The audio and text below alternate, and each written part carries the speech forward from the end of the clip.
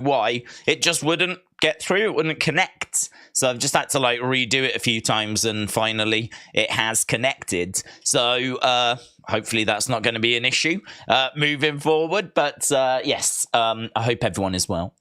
We have got Survivor Series coming up tomorrow. Lots of excitement around that, of course, because Survivor Series is going to be an absolutely massive show to end the year. We do have some shows after that, of course, from WWE in December, but they're just going to be Raws, Smackdowns. We don't have any big premium live events. And to be honest, those Raws and Smackdowns, even at Christmas, we may get the odd taped show. We may even get the odd best of show. Sometimes they do that because I think one of the shows is on like Christmas Day. So clearly that's not going to be live. That's going to be recorded or a best of show. So this is, you know, really the last big show of the year. Unless they do something big for the final SmackDown. They did that last year. But, yeah, we don't know the plans for that. We do also have an NXT Deadline Premium Live event that's coming up. So NXT has got something else in December as well. So we have got that to look forward to. But on the main roster, this is the last Premium Live event of 2023. And hopefully we're going to go out with a bang because Randy Orton is back. The excitement is real, and I don't know if you saw, but there is new shirts for Randy. I did put a little thing up on Twitter. In fact, I should have got it queued up because we could have had a look at it, and we still can because we can do anything here. And also, it's Black Friday, and I hope people had a good Thanksgiving. So, Black Friday, 25% off over on WWE Shop. So what I'm about to show you is Euroshop because I'm in the UK. So we have Euroshop and 25% off. You can see Black Friday, 25% off your purchases.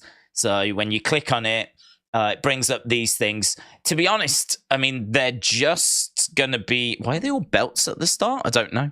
But why are they all belts at the start? Okay, loads of belts. I think it must have took me to the belt section. Black Friday. I clicked there. 25% off. It's 25% off everything, I think. Use the code RING. So you get 25% off. That's the deal. There's the Bray Wyatt stuff. What we're interested in is this. We're interested in this. This is the Randy Orton collection, and this is his new shirt. That's the new Randy Orton shirt. And I think it's awesome. We were looking at this yesterday during the members stream. And I think it's a great design. I love the snake. I love the lightning bolt down the middle. RKO at the bottom, strike first. But the detail on that snake and even the color of the shirt, like a tan color, I think it looks really cool. I think it looks really, really cool. So this is Randy Orton's brand new shirt. I'm expecting him to come walking out wearing this at Survivor Series. And I really like it. It's got the letters RKO. One of the first things I thought was we've been talking a lot about how he might have to change his moveset. Because if he can't do the RKO anymore, then because of his back, then I was just thinking, you know, would they go with RKO on the shirts if he can't do that move anymore?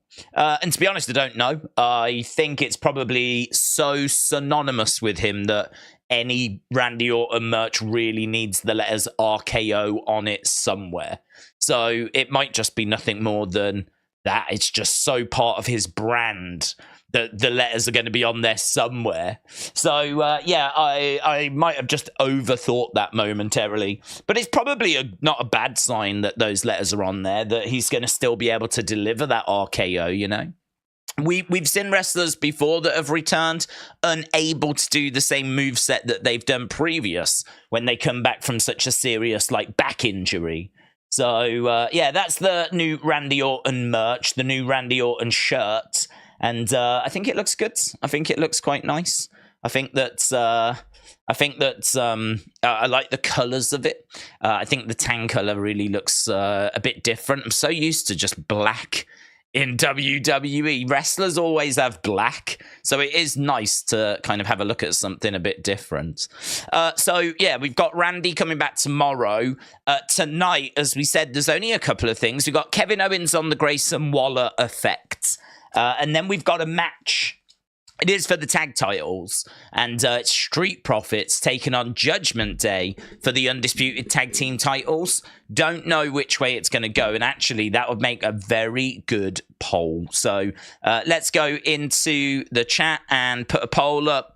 Who leaves as tag team champions? And then we'll jump into the chat and see what people are saying, see where the conversation is. So only two things tonight. Street Profits against Judgment Day for the tag titles, and a Grayson Waller effect featuring Kevin Owens. And that's it. That's the two things that have been announced for tonight. Haven't seen anything else announced yet.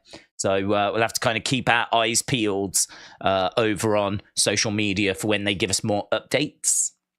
Ashton67, shout out to you, says, I hope Randy returns and then he RKOs Cody or Jay.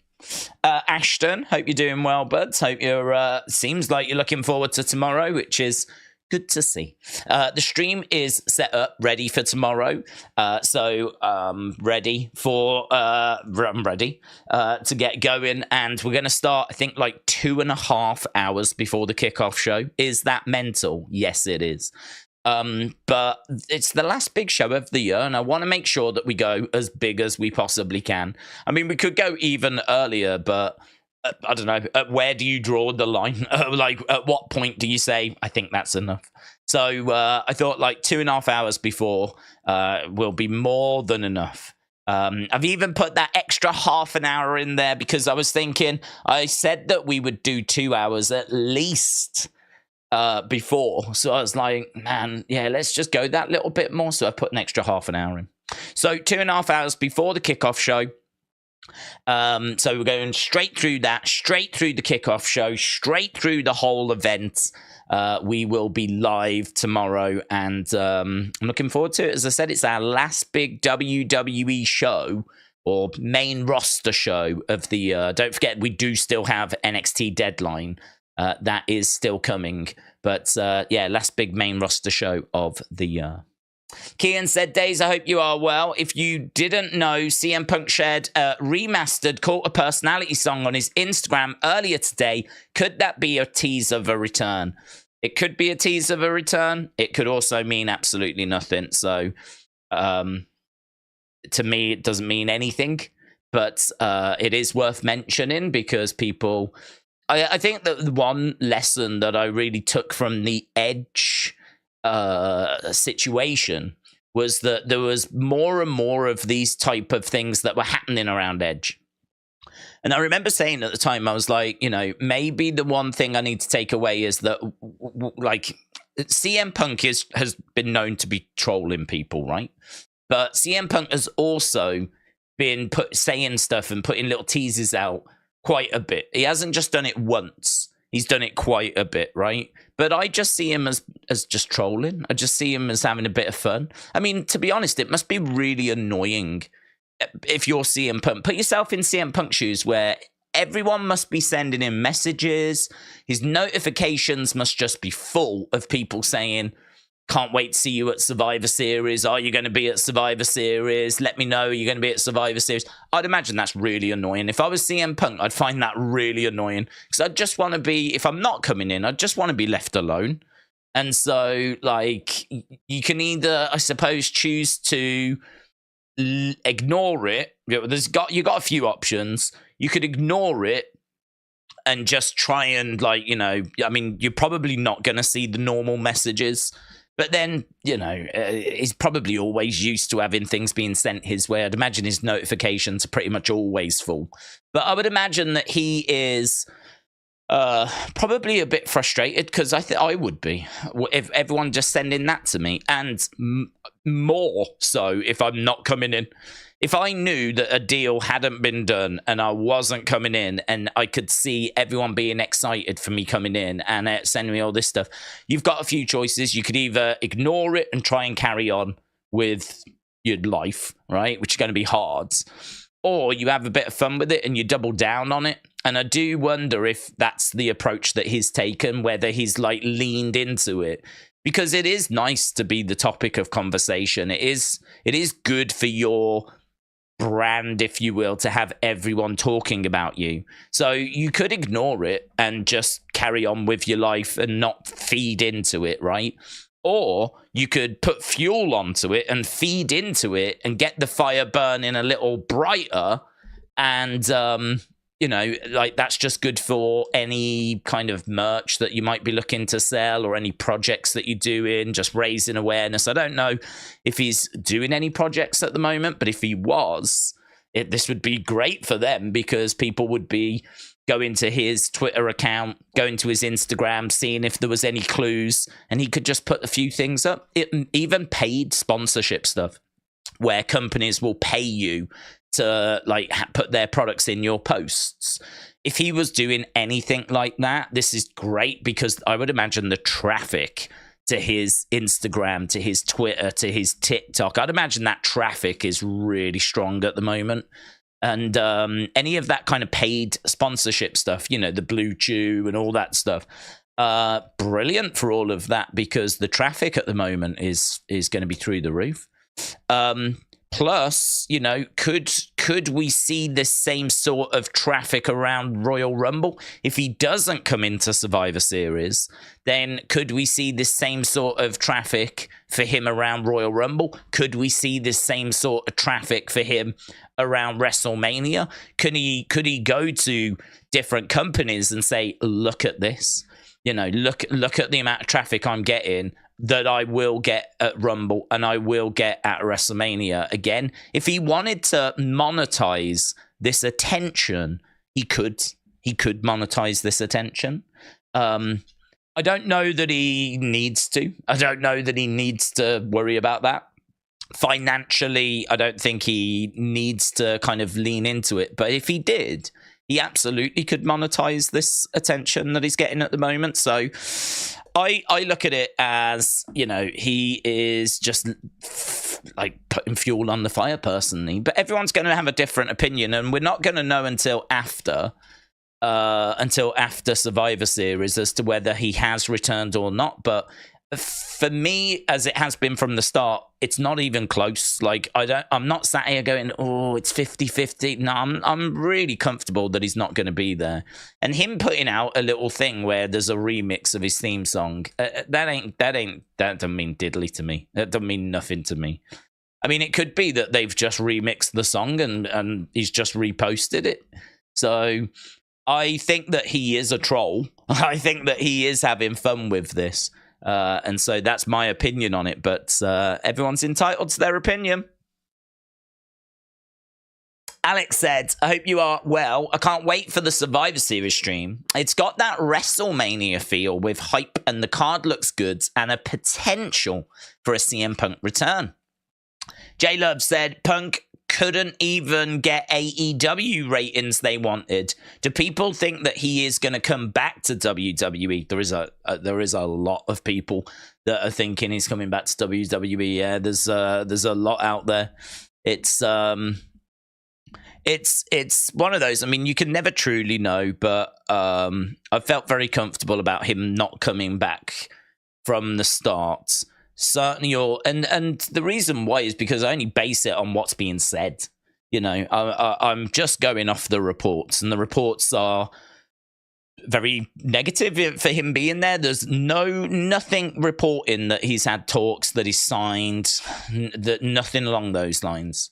So really, it's all just based on social media posts, and as we've said like a billion times on this channel, you have to take them with just the biggest piece of salt, just the biggest, because I really should get a list together by now of all the times people have teased something on social media and it's turned out to be rubbish. It's turned out to be the opposite, because the list would be, I could fill a screen with it, the amount of times.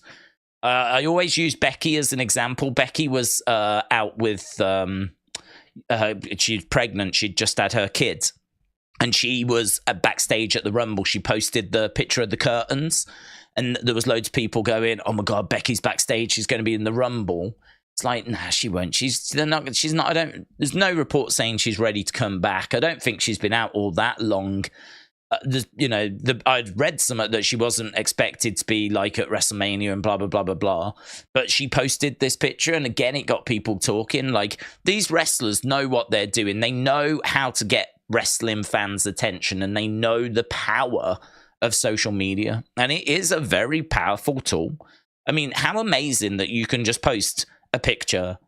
Just a picture that's got nothing to do with, it doesn't say I'm coming back to Survivor Series or anything like that. It's just a picture, and people will automatically read into things. I mean, it might be he just loves that track, and he here's a remixed version of it. I love this track. It's my entrance theme. Here's a remix version. I agree. I think he knows what he's doing, but it shows the power of it, doesn't it? It shows the power, because that is trending as well, by the way. CM Punk and Cult of Personality are both trending as a result of that post. So I'd like to think that our community is a bit more switched on than the rest of the world, because we've definitely spoken about it enough times now, where it's like, just don't buy everything you read on social media. Don't buy everything there, because if you do that, you will get stung more times than it's going to be correct. So still give it a bit of distance. But hope you are well. Oh, we read that one. What is the current relationship between Triple H and CM Punk? Don't think they've got one. So I think that CM Punk... So the last we heard about their relationship, or the last I heard, was that CM Punk tried to get backstage to kind of catch up with a few friends. This was when he was suspended the first time, I believe. And he managed to get backstage. He managed to get in. But I think he bumped into Triple H. And Triple H said that he would have to check as to whether CM Punk was allowed to stick around with Vince. And apparently Vince said no. He didn't want CM Punk backstage, which, to be honest, makes a lot of sense, because CM Punk is, it was still signed with AEW. And I don't think Vince genuinely likes him. I don't think Vince has got an intention or had an intention to bring him back. So there's no benefit to Vince for CM Punk being backstage. I think Triple H is professional around CM Punk. I think that, it's not like they saw each other backstage and they came to blows, started mouthing off at each other or anything. Like, I think when you're an adult and you've got kids like Triple H has, and you've got responsibilities like Triple H has, I think that he's got the ability to kind of put the work hat on, right? His personal feelings to Punk probably are he can't stand him, because Punk said a lot of stuff about Triple H over the years, which has been very derogatory. I mean, he called him Vince's doofus son-in-law, and part of the reason why he left was because the plan was to do CM Punk Triple H at WrestleMania 30, which is a long time ago now, but the plan was to do that, and CM Punk said, your doofus son-in-law needs that match more than I do, and basically walked out. So they've never had a strong relationship. They've never been great friends. If anything, like, I would imagine, well, certainly CM Punk does not like Triple H, and I would imagine that when he's at home, I would imagine Triple H doesn't like CM Punk, but in a work environment, I don't think that would actually get in the way, because I think in a work environment, Triple H would look at it and think, what money can I make here? What stories can be told here? Regardless of how he feels about him, if he can still use him to get ratings and make money, I think Triple H would. I don't think Triple H is the problem in this relationship. CM Punk's the problem in the relationship, but so is Vince. And on this one, it just doesn't look like Vince is budging. But again, I'm only telling you what reports are saying. Now, whether these reports are correct or incorrect, in like 24 hours time, we're going to find out. But there's nothing today to say that CM Punk has signed, or there's a chance, or that a source believes that Punk's coming back. you know, if fact it's the opposite. The reason apparently that they told us about Randy being on the team was because they didn't want people thinking that it could be CM Punk. So WWE have actually gone out their way to make sure that you're not going into Survivor Series expecting CM Punk, right? You can go in hoping, right? But WWE have done whatever they can, really, to make sure that the expectation is removed.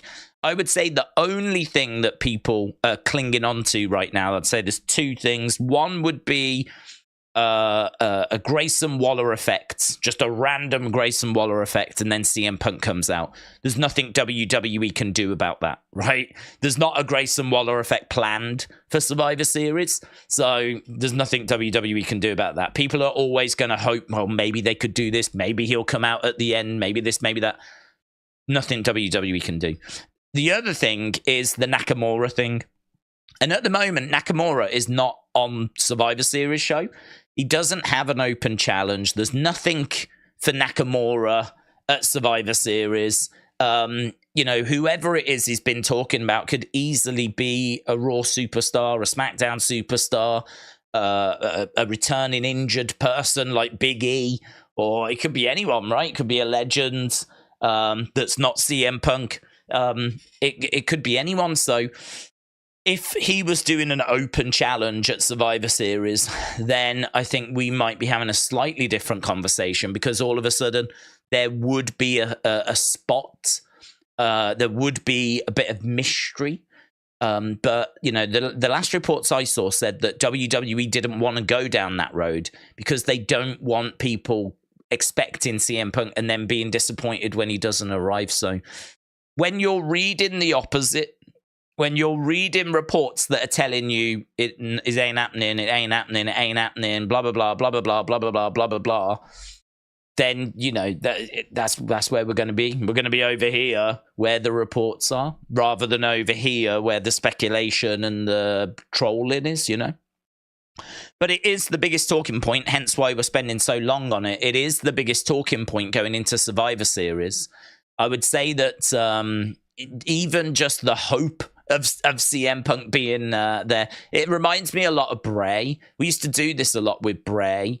Like when Bray was not in WWE, people was looking into loads of stuff. Do you remember that whole Edge vignettes when they were meant to be about Bray? Or some people thought they were about Bray, and they were looking and they spotted like a 6 in the background of one of them, and they were like, there we go, boom. And they were finding other little things, and apparently all the pictures were people that Bray had feuded with in the past that were in these vignettes, and it turned out to be Edge. There was even one person I remember seeing that said that if you look carefully at the intro, you can actually see the black and red stripes of the Fiend's ring gear actually in the SummerSlam intro. And like they took a screenshot and put an arrow to where this pattern was. And it's true, it was there. It was red and black. But it was, I mean, that is just a pattern and a color scheme that could be used at any point, and no one would ever think about, like, the Fiends. Do you know what I mean? Like, every frame of every thing WWE would do. I've seen someone with just a little smudge in the background. I'm not making this up. Smudge in the background.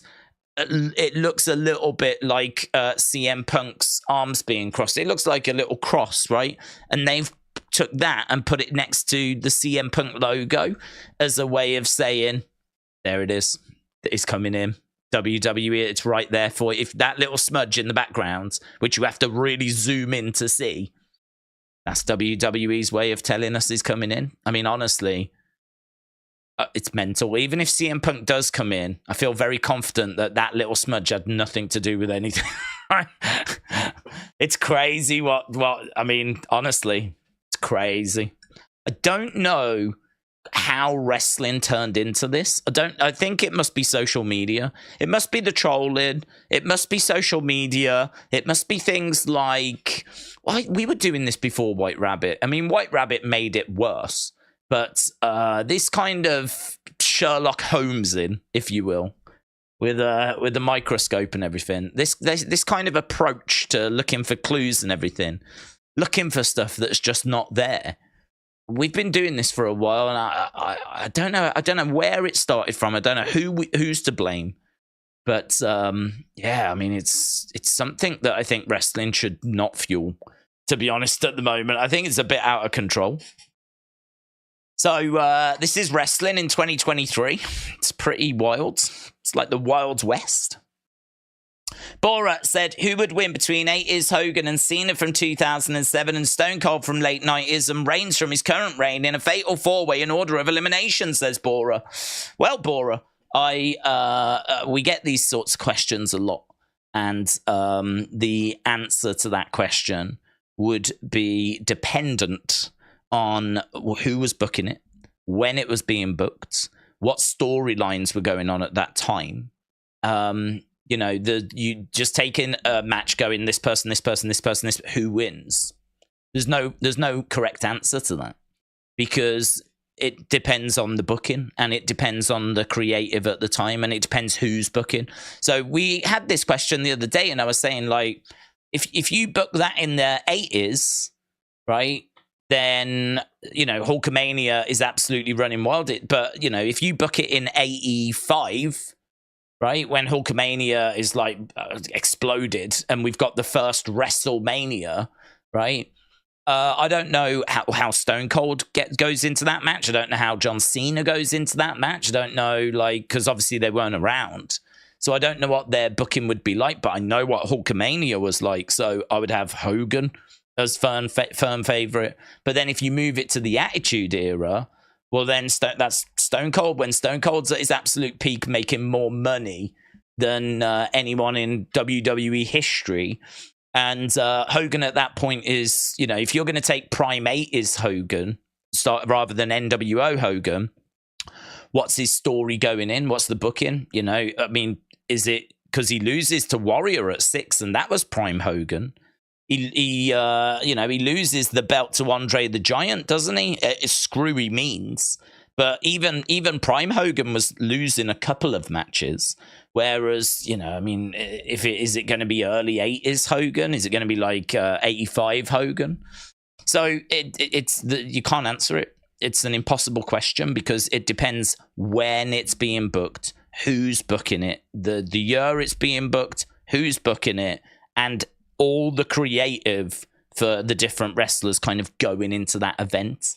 There's too many factors. So WWE are saying there will be a press conference straight after Survivor Series with Triple H and the War Game winning teams, the men's and women's matches tomorrow in Chicago, says Adam. Damien said, I could see Sasha returning at Survivor Series to help Bayley win. She's got a good relationship with Hunter. Adam said, WWE tribute to the troops on December 8th, 2 weeks from tonight, on a special SmackDown episode. Tom said, I've got a £20 bet that CM Punk won't return with some random person on the internet. Edward, hello. Hope you're doing well. Shout out to you, buds. Welcome back. Bonkers said, they can't be losing just after getting them back. Street Profits are heels, and so are the Judgment Day. Right, let's get into the chat. Matt said, Days, it's on Barbara McNulty to join SmackDown, but how will the owner of the Potterton Sweet Shop on the Southgate Road fare in the big leagues? Can't answer that, bud, because I don't know Barbara McNulty. And I have never been to the Potterton Sweet Shop, but it does sound good. And actually, I know Northgate Road is very busy. So, to be honest, I'd imagine she's a busy woman. I'd imagine, like, she's probably got a lot on her plate. Don't know that she's going to have enough time to prepare for the SmackDown women's roster. The other thing as well is the SmackDown women's roster is stacked. Absolutely stacked. That's the hardest roster to go to, with Charlotte and Asuka and Bianca and Becky. I mean, it is just overfloweth. Granted, Becky's not there, actually. She's only helping out, isn't she, for Survivor Series. But even so, Bailey, Asuka, Charlotte, Bianca. It's pretty stacked over on SmackDown. So I think Barbara's going to struggle, buds. That's my honest answer. I think she's going to struggle. She should stick to the sweet shop pin. Aaron, hello, said, I'm one of the biggest CM Punk fans, but I'm concerned fans will call the show bad if he doesn't show. I hope he does, but I'm excited for tomorrow. I think only idiots would call it bad, to be honest, if he didn't show. I mean, you've really, I think, got to have gone out of your way to have avoided the reports that are coming from Meltzer, Sean Ross Sapp, the kind of stuff we've been... I mean, I can't imagine other reputable channels are saying anything other than what's being reported. If there are YouTube channels or TikTok accounts or whoever, right, anyone that is saying it's going to happen, it's going to happen, it's going to happen, right, it's fine for them to say it's going to happen out of hope. But if they're saying that it's being reported, I've seen a report, he's signed, whatever, that's a flat out lie, right?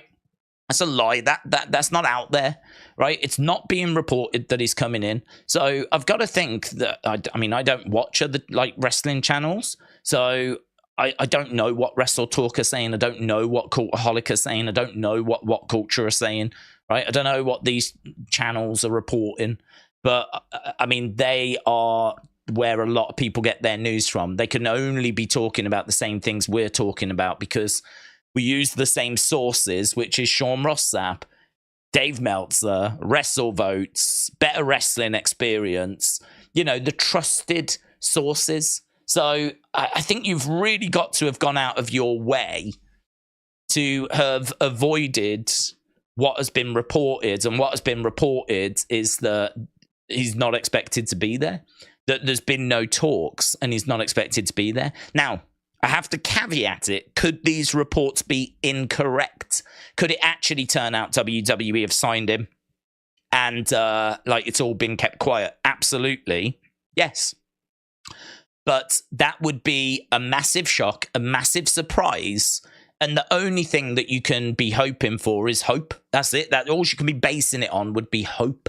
So I think if anyone was to say the show was trash because CM Punk wasn't there, to be honest, I wouldn't even listen to him.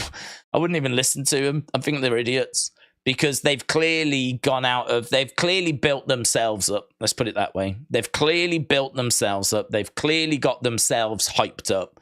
And for some reason, they've managed to avoid any of the actual reports that are actually saying that he's, not believed to be actually there. In fact, I think that is what a report today actually says. He's not believed to be there. So I think that if anyone's going to take that approach, that's on them. It wouldn't upset me because I'm not expecting it. I'm like Aaron. I agree with Aaron. I'd love to see him. I'd love for him to be there. I'm not someone that hates CM Punk because of what happened in AEW. That's not how I feel about him at all. But the truth is, he's not expected to be there. So if someone's going to be disappointed, that's fine. But if it's going to ruin your enjoyment of the show because something not expected to happen didn't happen, that's on you. That's on you. That ain't on WWE. That's on you. So, I would take a note of who these people are, and then I would do my best to avoid them because I think they're idiots, to be honest. Because they've worked themselves, haven't they? They've got themselves all worked up and got themselves into a right little tiz. So, just another reason why I avoid X. Because if you do want to find those people, that's where you'll find them. They'll be on X. Jacob said, have you got Randy in the cage? Do you build it up during the match? Oh, no, you leave him absolutely last. You leave him last for a couple of reasons. First one is because everyone's going to want to see what he's like in the ring again. So you leave them waiting, right, to the very end. But the bigger reason is because he is just coming back from an awful injury and you want to give him as easy a night as possible. I'm not saying that he's not going to be involved in spots and not going to be involved in things once he's in there, But why would you want to put him in there right from the very start? So unless he's going to do it to show I'm back, I'm better than ever, you know. But I am not aware of that. And at his age, I would be very careful. After what he's just coming back from, I'd be very careful. So I would put him in there, and I would make sure that he goes in last. I would put him in last. I would really make sure that he is protected. Yeah, he would be the final person in. George said, I love Survivor Series. This is my favorite show. Wow. And what a way to get us started on the road to WrestleMania. Santino said, what are your thoughts on the scrub Gareth Southgate? As an American, we've got our own problems, but a team of England's quality shouldn't be 1-1 against part-time footballers. I'm the wrong person to ask, Bud, because I really like Southgate. I defend him a lot, actually. And I continue to defend him. I think that if you've been an England fan as long as what I've been an England fan, then you've seen pretty much everything that can go wrong. I've seen England teams not qualify for competitions. I've seen England teams go out of tournaments to Iceland. Iceland managed to beat England, right? I've seen a squad of players better than what we have right now. And England have got a great squad right now, but I've seen a squad even better achieve nothing. Getting not even to I don't even think they got to a semi-final. Didn't even get to a semi-final. And you're talking Gerrards, Lampards, Beckham, Rooney.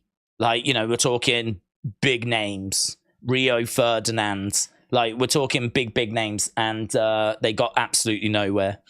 I saw the heartbreak of England have a tournament in England and go out in the semi-finals to Germany. I saw the World Cup in '94 where England weren't even there, right? So as an England fan, that's what I'm used to. I'm used to sometimes not qualifying, sometimes going out to teams you shouldn't go out to, sometimes having amazing squads that achieve absolutely nothing. I mean, the history of England's football, I would say since 1966, has been pretty much non-stop horrific rubbish, right? It's been pretty much non-stop awfulness since 1966. There's been a few little moments where there's been a little bit of hope, a little bit of sunshine, but other than that, it's been a non-stop tale of underachievement, right? And Southgate came along, and the success we've had under him has outshone anything I've seen before. What we have achieved under him eclipses anything we've achieved since 1966. I mean, he took us to a final at the Euros. He took us to a World Cup semi-final. He took us to the finals of the first Nations League tournament. He has now got us. I mean, we just qualify with ease now. Gone are the days where we don't qualify at all. We qualify with ease, and you can look at our squad and say you're meant to qualify with that. But I'm pretty sure you could have looked at our squad in '94 and you would have said the same. But we weren't at the World Cup when it was held in the USA, right? In 1990, we got to the semi-final of the World Cup. In 1994, we weren't even there. I mean, think about that for a drop. We went from the semi-final of a World Cup to not even qualifying in 4 years, in a period of 4 years. Like, that's England. That's England's history. So what we're doing now is getting to tournaments, getting deep into tournaments, and, just amazing stuff. Southgate, the 1-1 draw the other day, we'd already qualified. We've already qualified. So that game meant nothing. Didn't mean anything. Not only have we qualified, but we're also one of the top seeds, one of the top teams. So that game that ended 1-1, which was a disappointment, I completely agree, that had quite a few changes, different formation, quite a few different players. And you can look at it and go, oh, yeah, we should have got the result. But to be honest, Like, Southgate can only do what Southgate can do. If the players are going to go out there and not really click and not perform, that's only what we've seen from England of old, to be honest. And I think what Southgate has done a great job of, and he's been heavily criticised for it, but I actually think it's part of our success, is he hasn't changed the team loads. He's kept the same, he's kept faith with the same team, and it's built a real togetherness. Everyone knows what everyone else should be doing. There's a real team togetherness. If you keep ripping the team up and changing it all the time, you're not going to form that bond. And I think England have got like a club feel to them now. You sort of know what team's going to go out there, and we've seen that that team is a good team. And where he falls short is that in those key moments, I don't think he can always make the right decision. And I think he would admit that as well. And so, you know, you get people saying, I wish he would go out and we would get like a Pep Guardiola. But to be honest, the improvement that a Pep would bring would be, you know, I'm sure an improvement. I'm not doubting that for a second. But how many times did Pep try to win the Champions League and didn't succeed? And you only get a tournament with England every couple of years. So I think sometimes the grass isn't always greener. I don't doubt for a second that Pep would bring the best out of the players, and Pep would be an amazing manager, and I'd take him in a heartbeat.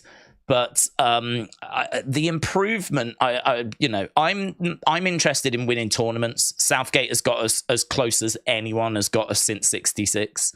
So it's hard for me to complain.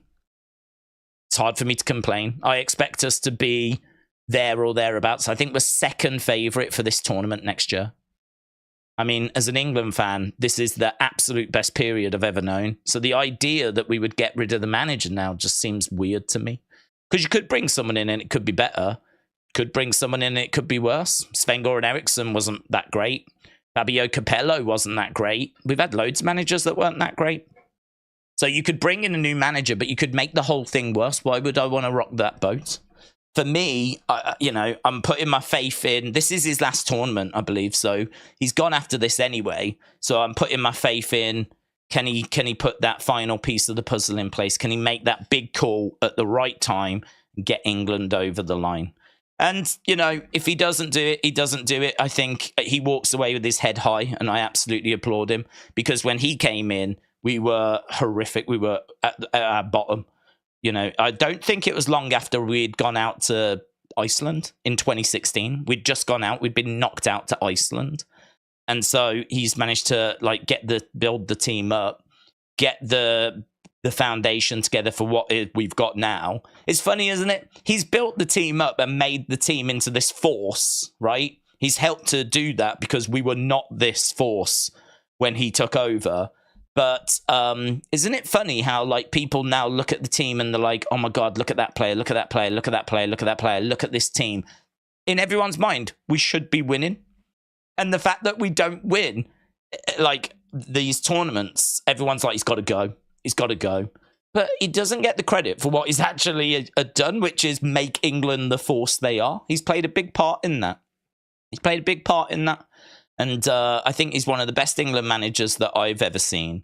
He's brought that kind of togetherness together. I really rate him. I don't think that he is someone that is suited for club football. The people make the argument, would he go to a club like Man United? Well, no, it's very different. It's very different. Club football and international football is very different. Like, why would you? It doesn't really work that way. You know, week in, week out kind of a stuff. This is meeting up once in a while, getting that togetherness, picking the right team. I think he's done a great job. I mean, we beat Italy like 3-1. Which was an amazing result. It was a great result. And we've picked up some decent results under him. So could we take that next step after he goes? Sure. But we might also take a step backwards. It's a gamble, isn't it? There's no guarantee you'll take a step forwards.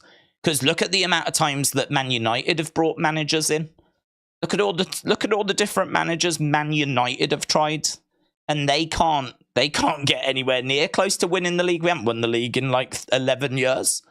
With Man United's money and all the like different we tried Jose Mourinho, we've tried Louis van Gaal, like we've brought in all these. We've got Ten Hag right now. That's not been Brilliant. Everyone thinks changing the manager solves every problem, and actually sometimes the proof is the complete opposite. And Man United is a great example of that right now. It's a great example. So stick with Southgate. He's definitely here for next year's tournament. Get behind him. Get behind England. Show them the support that hopefully will get them over the line. And I'm sure he said he's going to go anyway. So once he's done with that, I applaud him and thank him. And then it will be exciting to see who follows. And we'll see if they can take England that next step. But the work he's done is undeniable. Philip said, how do you think we get back to Cody versus Roman at WrestleMania? Does he win the Rumble? How do we get back to Cody versus Roman at Mania? He could win the Rumble. He could win an Elimination Chamber. There's a few different ways that you can get there. I think that, you know, even if he doesn't win Elimination Chamber and he doesn't win the Rumble, you can still get there. Roman can just have that moment where he's in the ring saying, I've beat everyone. There's no one left. Blah, blah, blah, blah, blah. Cody's music hits. Out he comes. You know what WWE's like. Adam Pearce will be like, look, you've got to win a match. You've got to become the number one contender if you want to face Roman. I can't just make the match. They can make a number one contender match that night on SmackDown, put in a few different heels and a few people. Cody can win it. Cody then earns the right to face Roman, blah, blah, blah, blah, blah. There's so many ways you can get there. Loads of ways you can get there.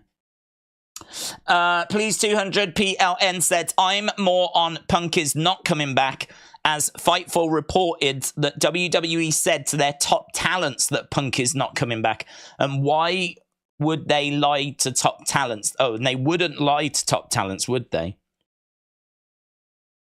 I mean, I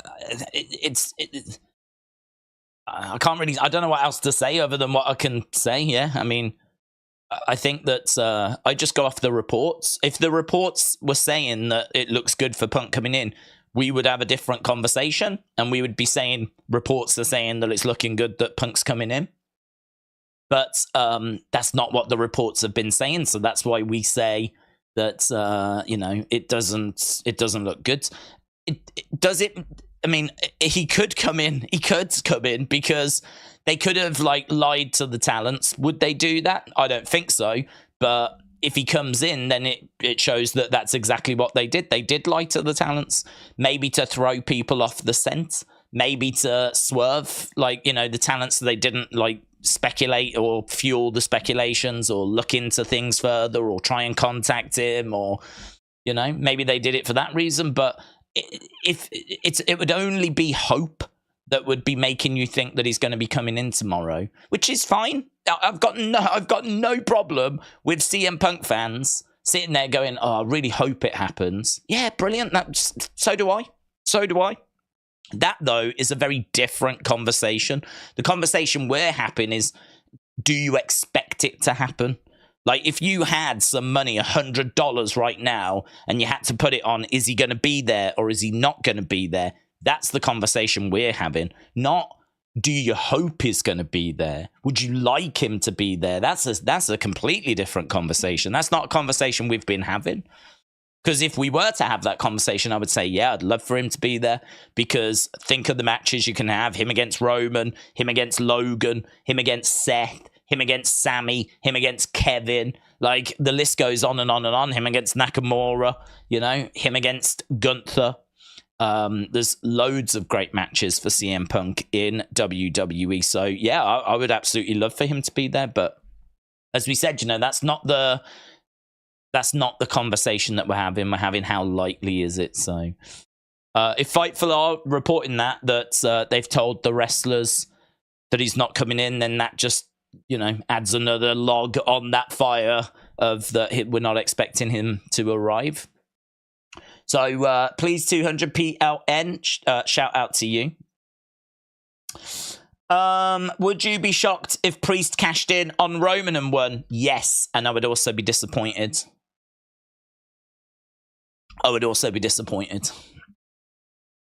Santino said, my problem with Southgate is he calls up players like Maguire, and I'm a bit salty that Sterling was disrespected by not getting the call up. He's a top player.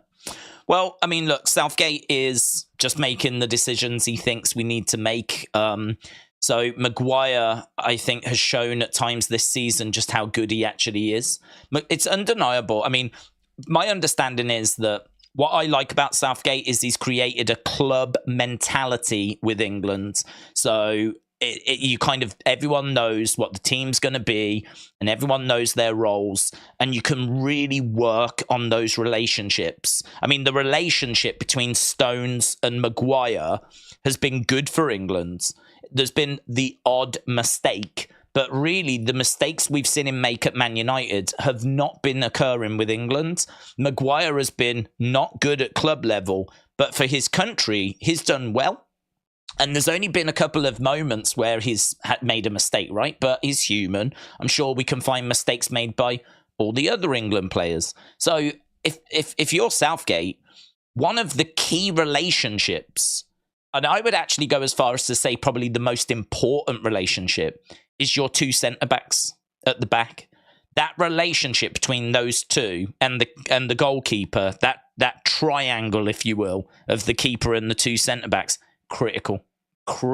I would actually say a lot of Man United's problems are the fact that we don't have a settled core to our team. Right, we keep having, because of injuries and suspensions, whatever, we keep having to change the core of our team, certainly at the back, right? I mean, this season we got a new keeper, we had Varane, we had Martinez.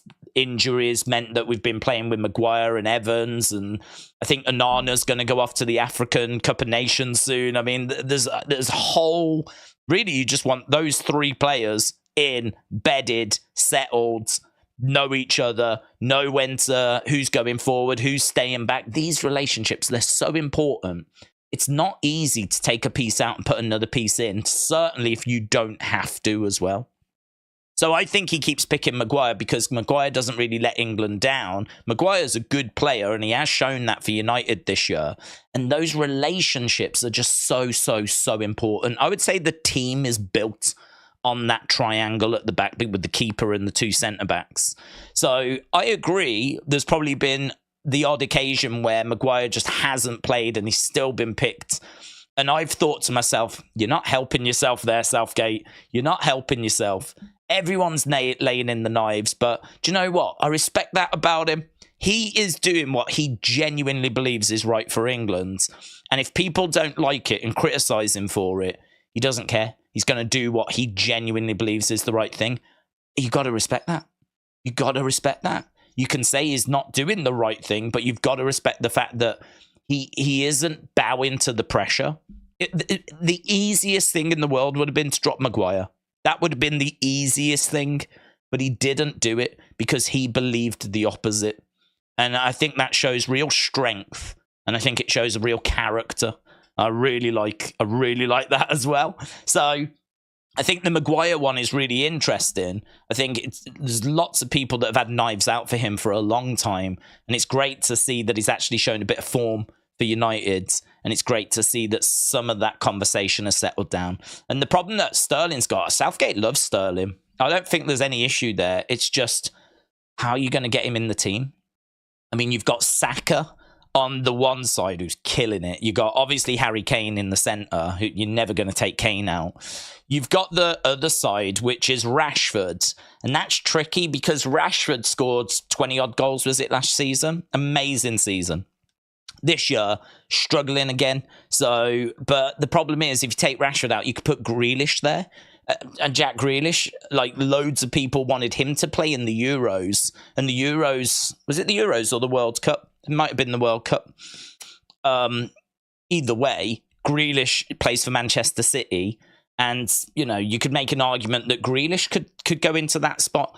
Our forward line has got so many options, and Sterling can absolutely be one of those. But the problem is, if you do have a dip-off, if Maguire played at the front rather than at the back, he would have been out, no doubt about it. He wouldn't play for England. He wouldn't even get in the team, right? But the problem is, we haven't got as many options at the back as what we do at the front. And so Maguire not only finds his way in the team, Maguire is in the most important part of the pitch, which is why he keeps finding his way back in the team. But if he was a forward, he would have been out. He would have been out. He wouldn't have been picked. It's not as critical a part of the pitch, and we're drowning in options as well. And Sterling is unlucky because he's dropped out of form in a part of the pitch where we've got real replacement. But Sterling, Southgate loves him. Southgate went through a period of not dropping Sterling for a long time. And Sterling was key during that Euro campaign, Euro 2020, which was actually happened in 2021. So I think it's one of those. Everyone's going to look at it certain different ways. Everyone's going to see certain decisions that Southgate makes that they don't agree with. That'll be the same for whoever Southgate's replacement is. But I just look at the tournament results, and the tournament results for England have been fantastic. The best they've ever been under any previous manager, short of us winning the World Cup in '66. So there's a lot of hope and optimism for England next year at the Euros. We're going to go, give it our best. We're going to get behind the team, hope they can win the Euros, which would be absolutely incredible if they can. They're second favourites just behind France. And then I think after that, Southgate said he is done. So if you are desperate for him to go, you are going to get your wish, I think, next year. And I must admit, I am worried about it because who replaces him? Who's going to come in and do, who's going to, we could take a real step backwards. We could take a step forwards, but we could also take a real step backwards. So I'm a bit concerned about it, but this is not a football stream. Although it should be, because we can get stuck into the conversation. Grealish isn't a flop. He's just not a goal or an assist merchant like that trash Bruno, says Santino. Big Time said, Days, Wrestling Observer star ratings cannot be exposed any further for not being serious. MJFJ White, 4.5 stars. Talk about losing credibility. To be honest, I long ago stopped looking at the star ratings for AEW because this isn't the first. I mean, I don't even think it's a conversation now. I don't think at this point there is a conversation about how credible the star ratings for AEW are. I think that the best way to look at star ratings, I think probably for your own mental health, if you really do want to go down the road of using Dave's star ratings, which I still do, right? But I use them a very specific way. And actually, I don't know if we've ever spoke about this, but I use them a very specific way.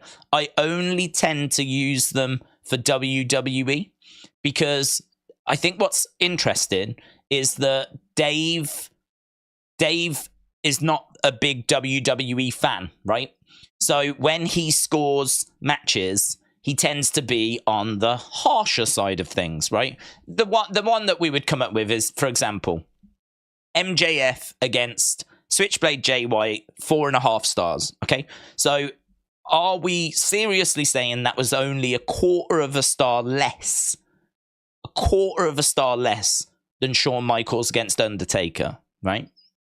Did we watch that main event, a main event that on Cage Match has got 5 point something rating, right?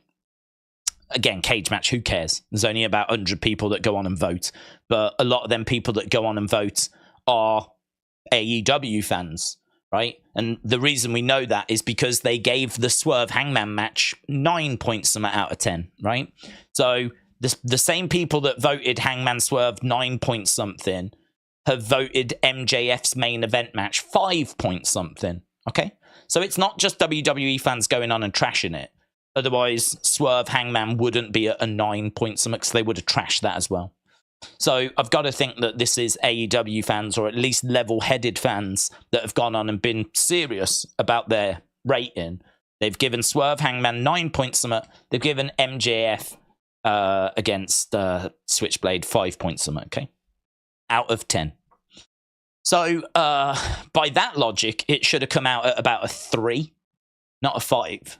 And I think that, are we seriously saying it was only a quarter of a star less than Shawn Undertaker WrestleMania 25? I mean, this is where I think you could drive yourself insane, okay? This is where you could drive yourself mental if you do get into, like, really giving the star rating any sort of credibility.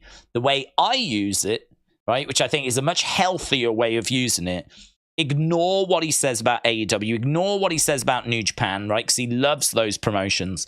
Just benchmark the WWE ratings against his other WWE ratings. The guy that gave Shawn Michaels Undertaker 4 3/4 stars at WrestleMania 25, the guy that scored that match, that rating, is the same guy that is going to score Survivor Series this weekend, right? So I think it's a better comparison to compare the WWE star ratings against WWE star ratings. We know that Meltzer doesn't like WWE as much, so he's going to be harsher on the WWE ratings, but that should be consistent.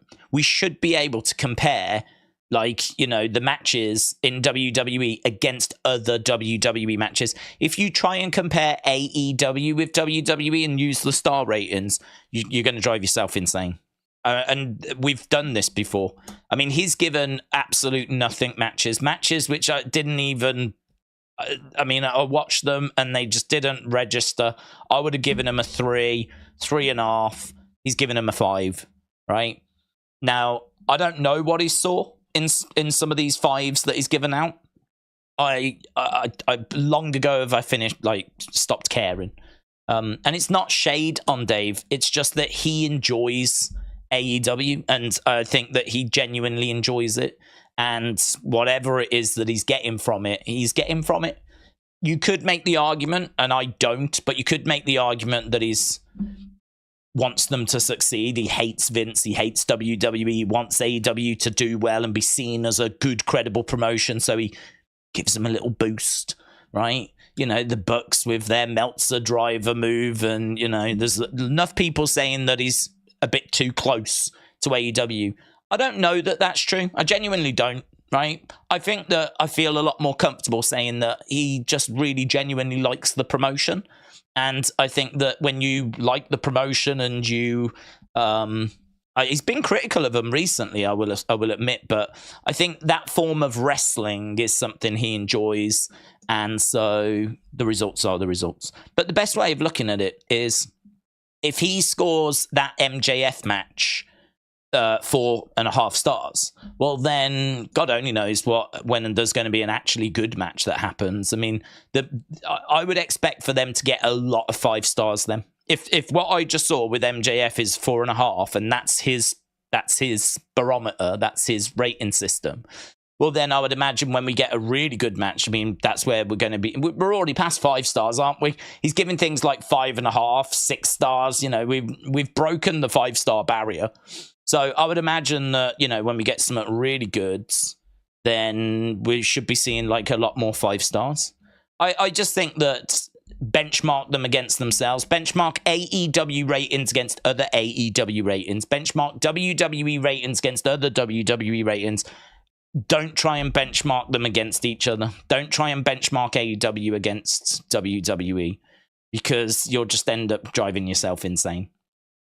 So yeah, I didn't care what he scored the AEW ones. I didn't look for that. I did see that he scored the Swerve 1.5 and that he'd scored the MJF 1.4.5. Cool.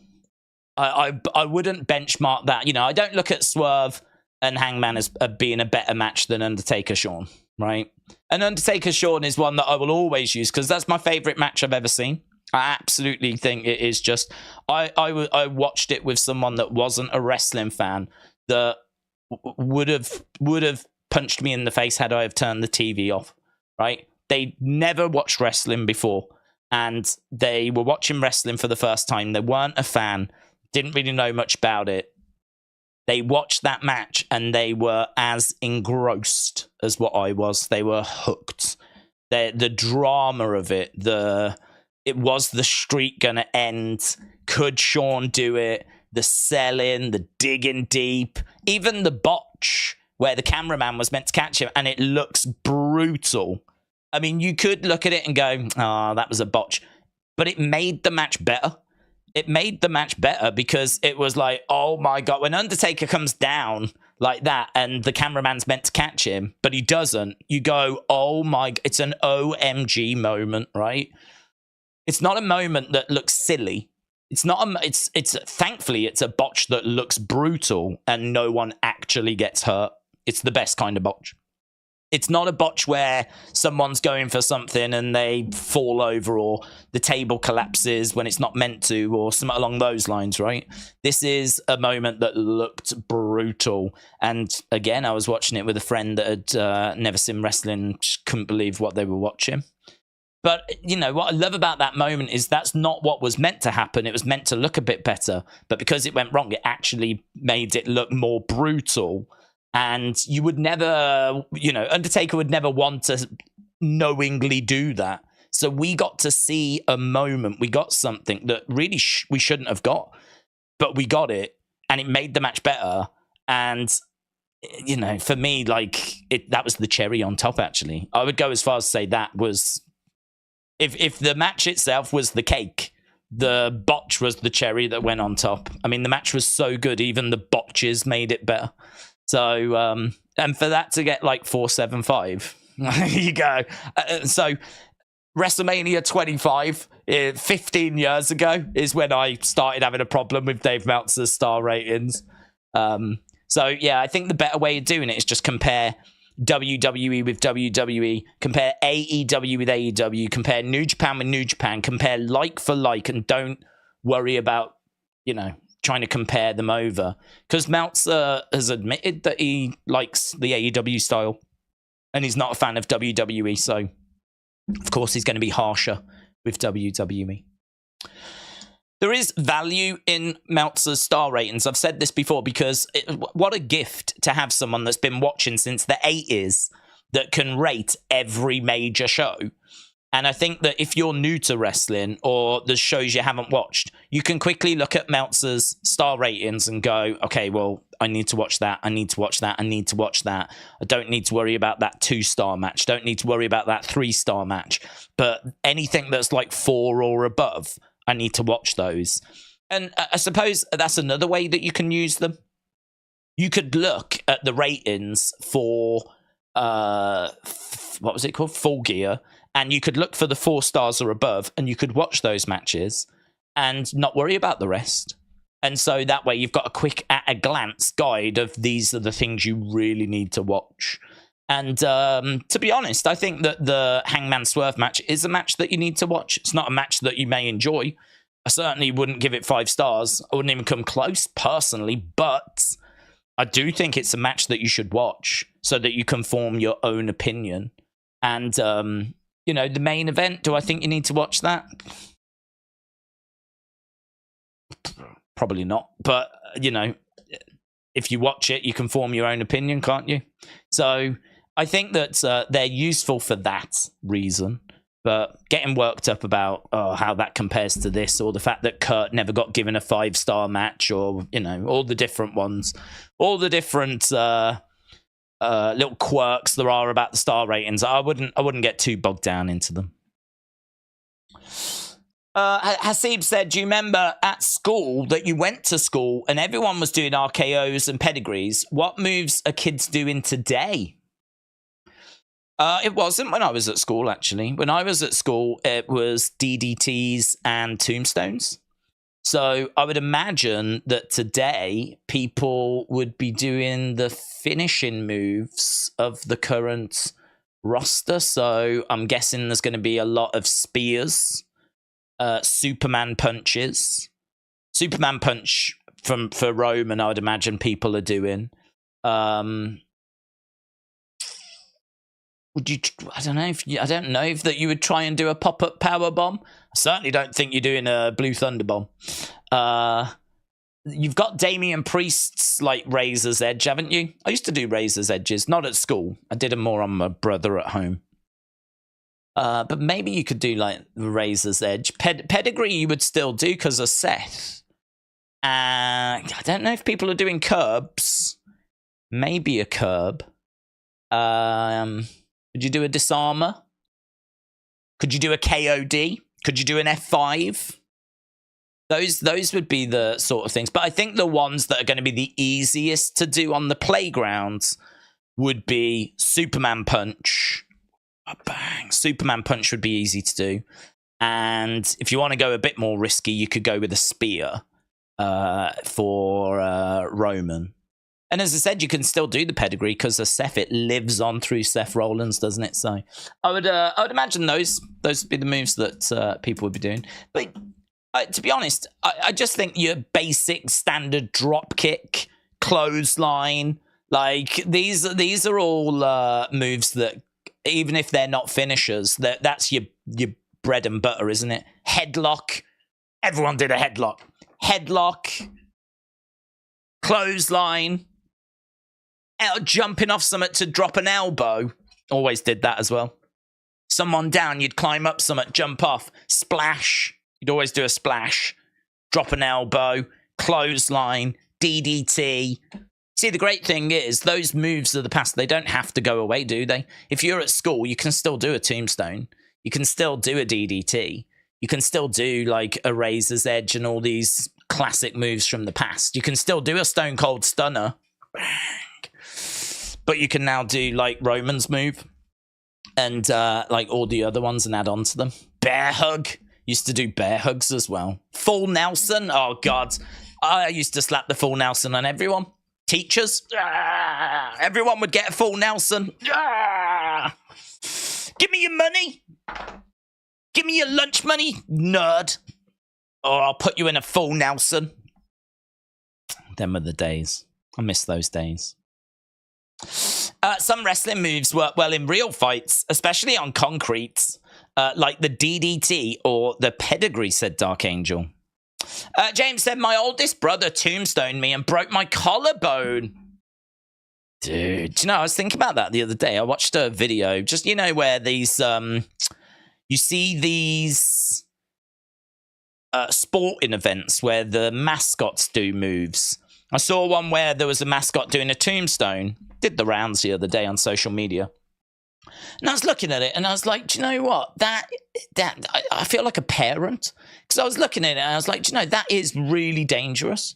You never think about it when you're a kid. Like, you know that it's dangerous, but you don't, for whatever reason, your brain does not recognize the fact that you could paralyze someone. Like, you know that you could break someone's neck and you know the dangers and everything, but you don't, when you're having fun in the heat of the moment, you don't think about those things. Like, it's just, I don't know. It's weird, isn't it? Whereas now I look at it and I'm like, oh, God, they shouldn't do that. They shouldn't do that. You don't want to mess, you don't want to drop someone on their heads. Oh, God. Imagine if that goes wrong. Did they not see Big E?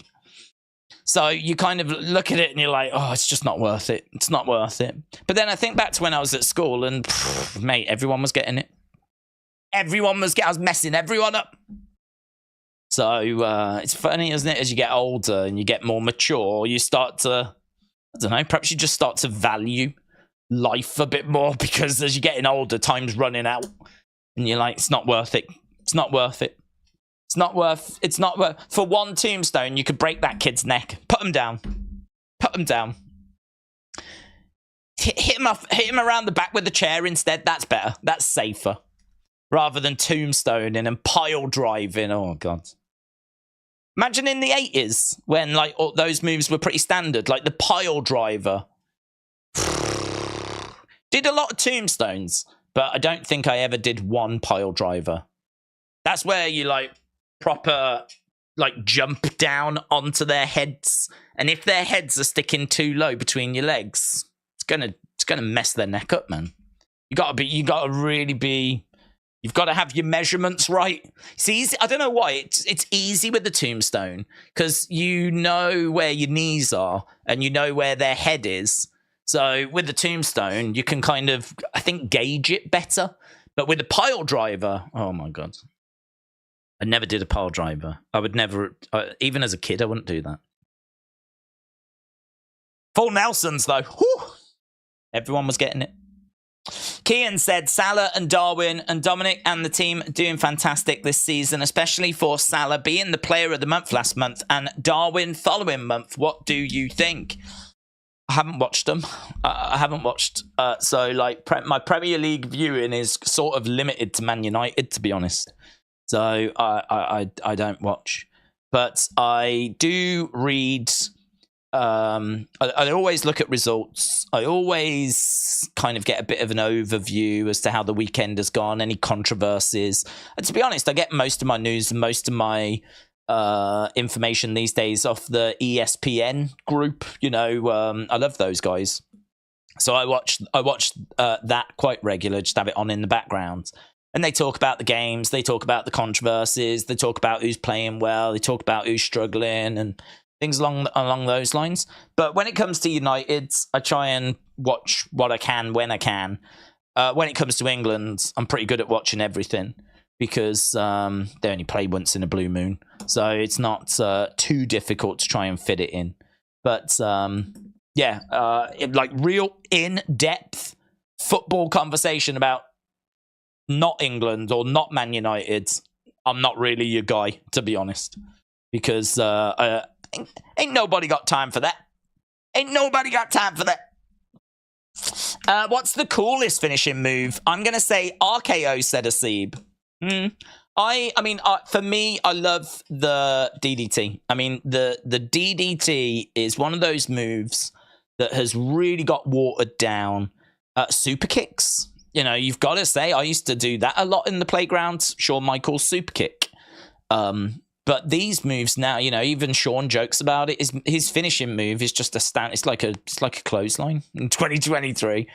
It's completely lost all meaning, and so has the DDT. The DDT has lost all meaning, but it doesn't mean that back in the day it wasn't. It was the RKO of its day. It was absolutely the crowds were chanting DDT, DDT, DD. You would get DDT chants when Jake was wrestling, Jake the Snake, because people wanted to see that move. And it was kept special and other people weren't doing it. And it was a proper finishing move. And it makes a lot of sense, doesn't it? I mean, you are grabbing someone and driving their head down to the mat. And the other thing as well is that you can put it on at any time. I mean, like any moment you can put it on, very much like the RKO. So I would agree with the RKO. I have no problem with that being in that conversation because I agree. I think the RKO is an excellent move. And I think it's got a lot of similarities to the DDT. I just think really, if you think in terms of Pokemon, I would say the RKO is probably the leveled up DDT because like you can hit it out of nowhere and you're still kind of planting the person down on their face, but in a slightly different way, of course. But it feels like it's the next step, the next evolution, if you will. And I rate it. I really like the RKO. I think that would probably win in a poll. But for me, I'm a stan of the golden era, aren't I? I'm a golden era stan. So I would have to go with Jake the Snake's DDT. But I do love the Tombstone was pretty cool. That was a cool move as well. Undertaker made it cool.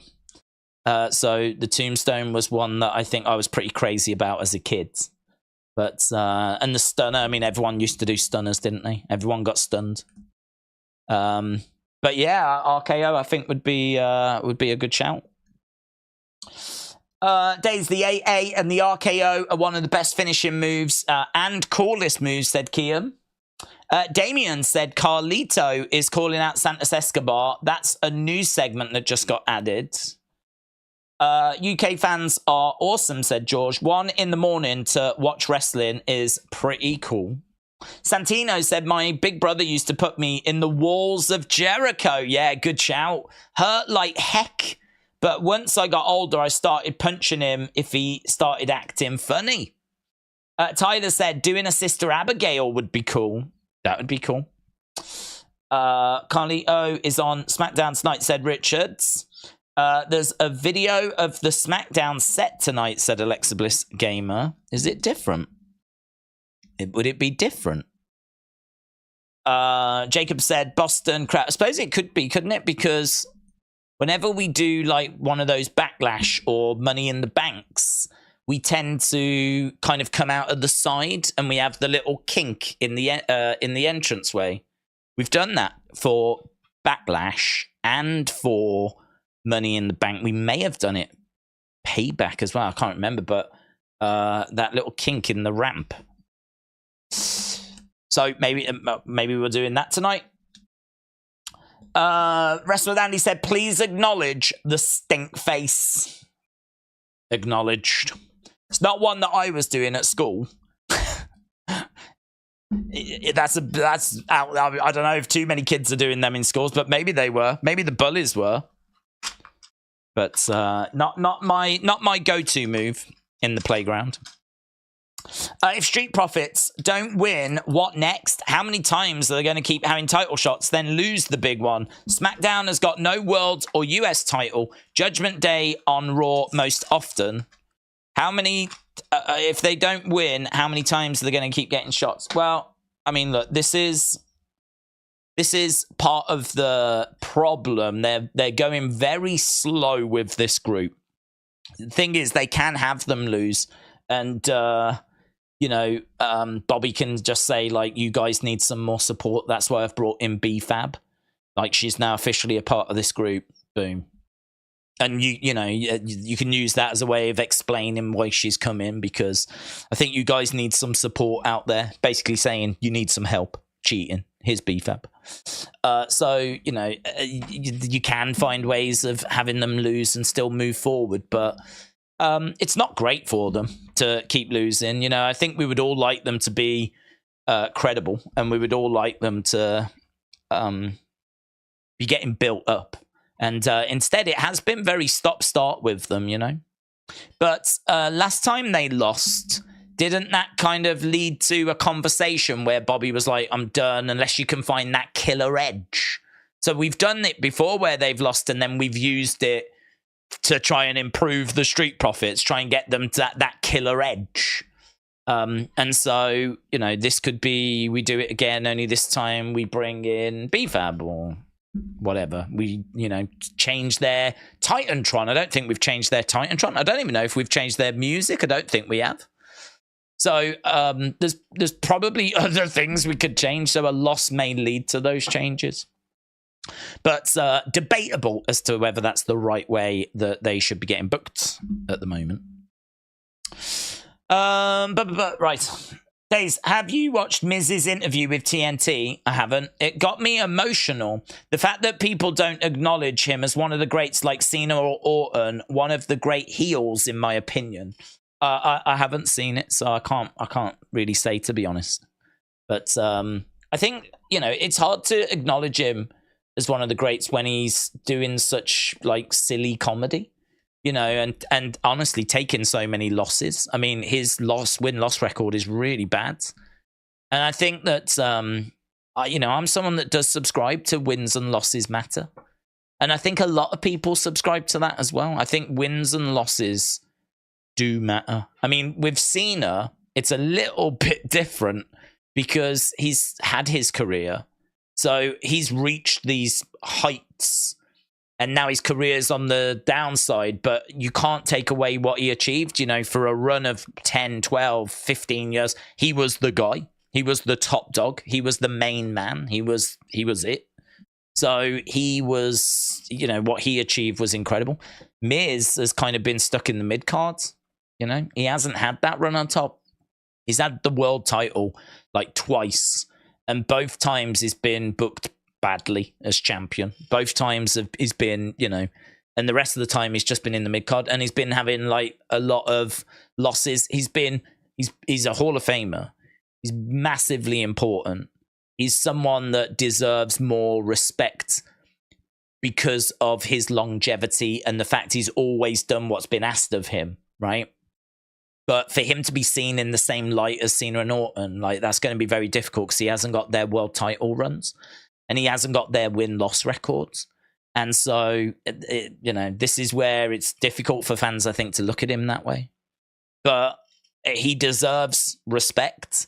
And I think that's kind of what this run's about, isn't it? This run that he's on now with Gunther, where, as we said, this is important for him to move away from the silliness and to talk about, how long he's been there, how much he's done for the company. And just try and get the fans to change their perspective of him. For the longest time, Miz has been a joke. I mean, CM Punk said to MJF, you're just a less famous Miz. I mean, not that long ago, MJF on a completely different show was being compared to The Miz as an insult. So, you know, fans see that sort of thing, don't they? And to be honest, that is, you know, I think to fans it made sense as well, didn't it? I think fans like, you know, Miz has been there a long time. He's done like all that hey, hey, ho, ho, him and Morrison, rubbish. Miz being eaten by zombies, rubbish. Miz TV, where we've had countless, you know, tiny balls and all this stuff that Miz has had to do, because a lot of the time Miz brings the comedy side to stuff, doesn't he? So I feel sorry for him in the sense of he, I think, wants the respect, would love to be respected, would love to be seen like Cena and Orton, but his booking just doesn't allow it. His booking doesn't allow it. Whether we can get him a nice little run now to try and change people's perspectives, it will be interesting to see. But, you know, undeniable is, you know, there's no doubt he goes in the Hall of Fame.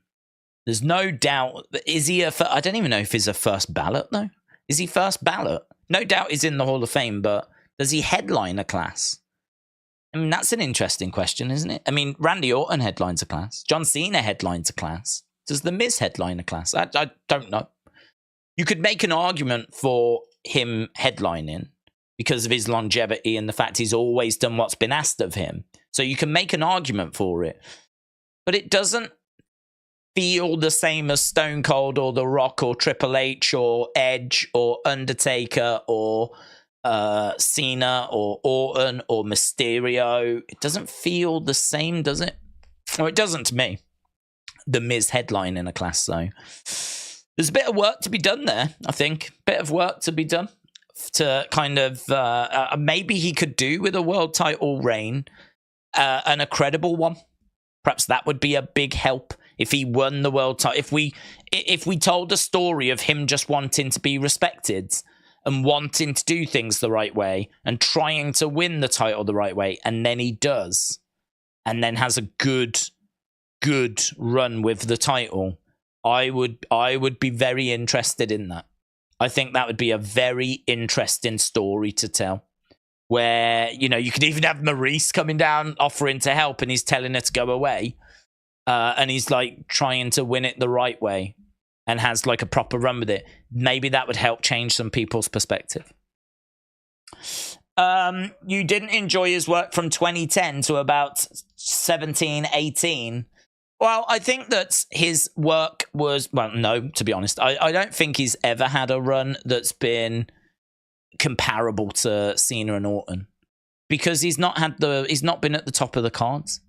I mean, the work that he has done has been work that has been needed to be done around tag teams, around mid-card, and just kind of, you know, his feud with Shane, for example, you know, or when he was teaming up with Morrison the first time, and, you know, just different bits and bobs that he's done. I mean, I've enjoyed some of his work, but he has been a perennial mid-carder who's cheated to win and has been a heel and has either lost matches or won matches through cheating and deception and outside interference. And so it's, you know, it's meant that people just don't have a great deal of respect for him.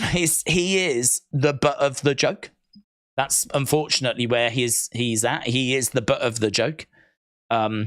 So even though there's been some good stuff there, and he definitely is a Hall of Famer, he's not in the conversation of a Cena or an Orton, because he doesn't have their win-loss record. He doesn't have their success.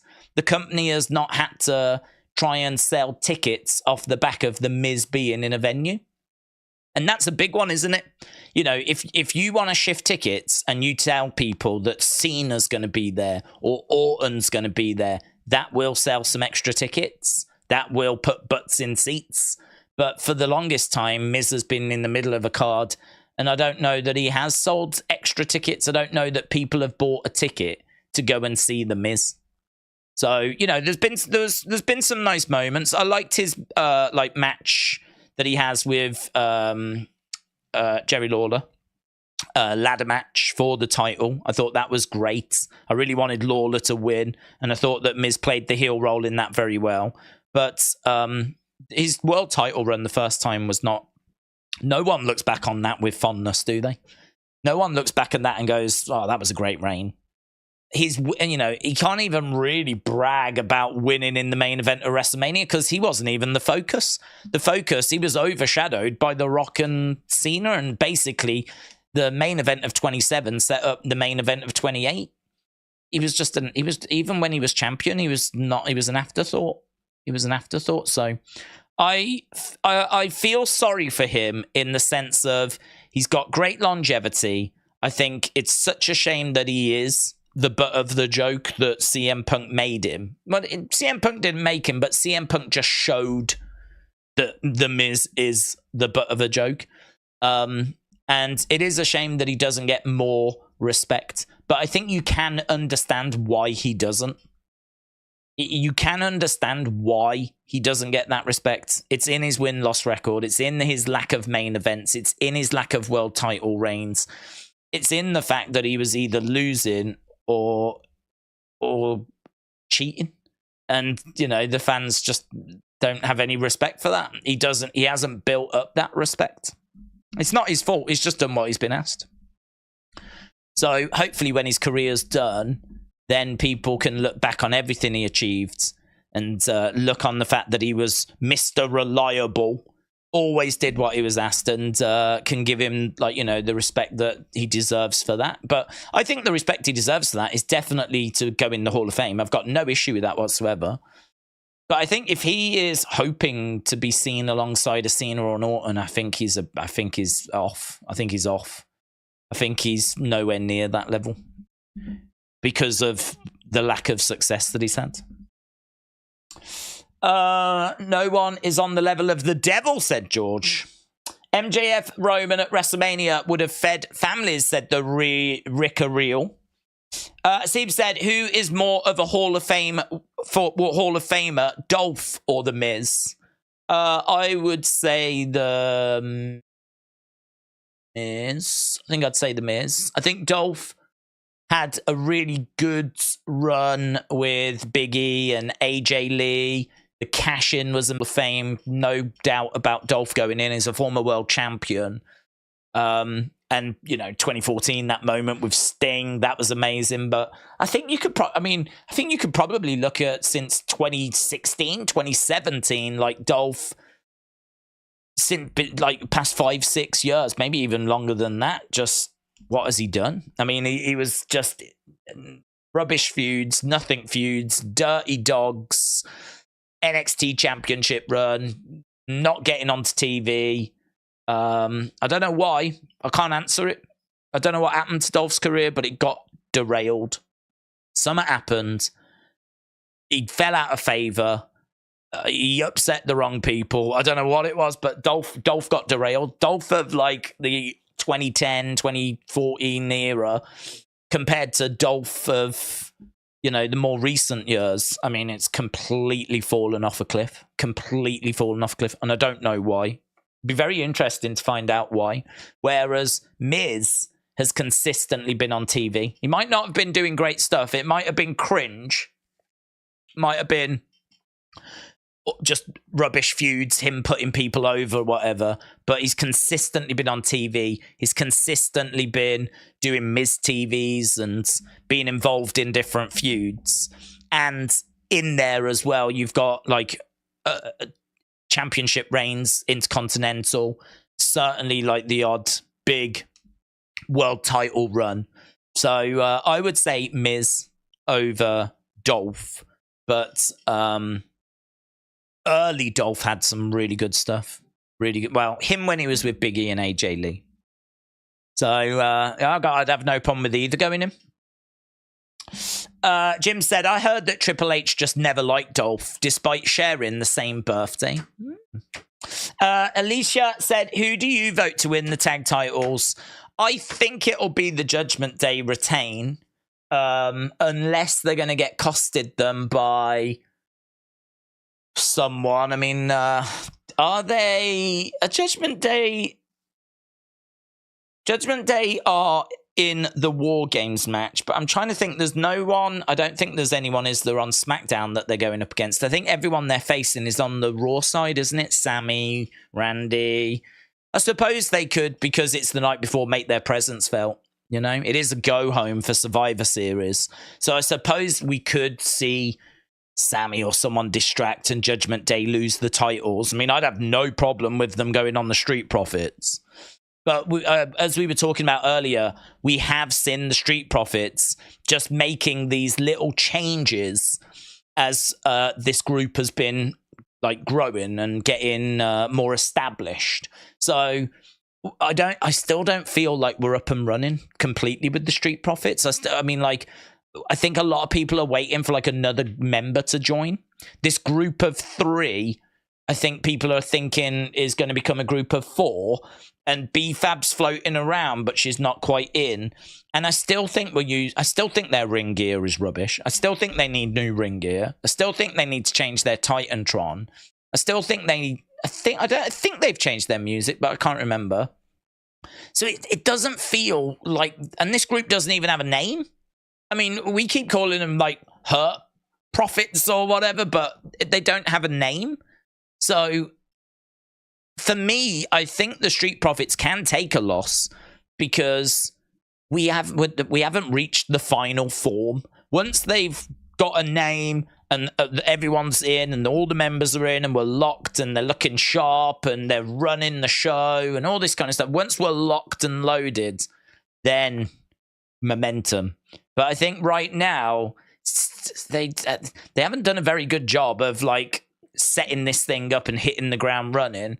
You know, if I'm Bobby Lashley, I'm looking at their ring gear thinking, you know, that doesn't look crisp. That doesn't look clean.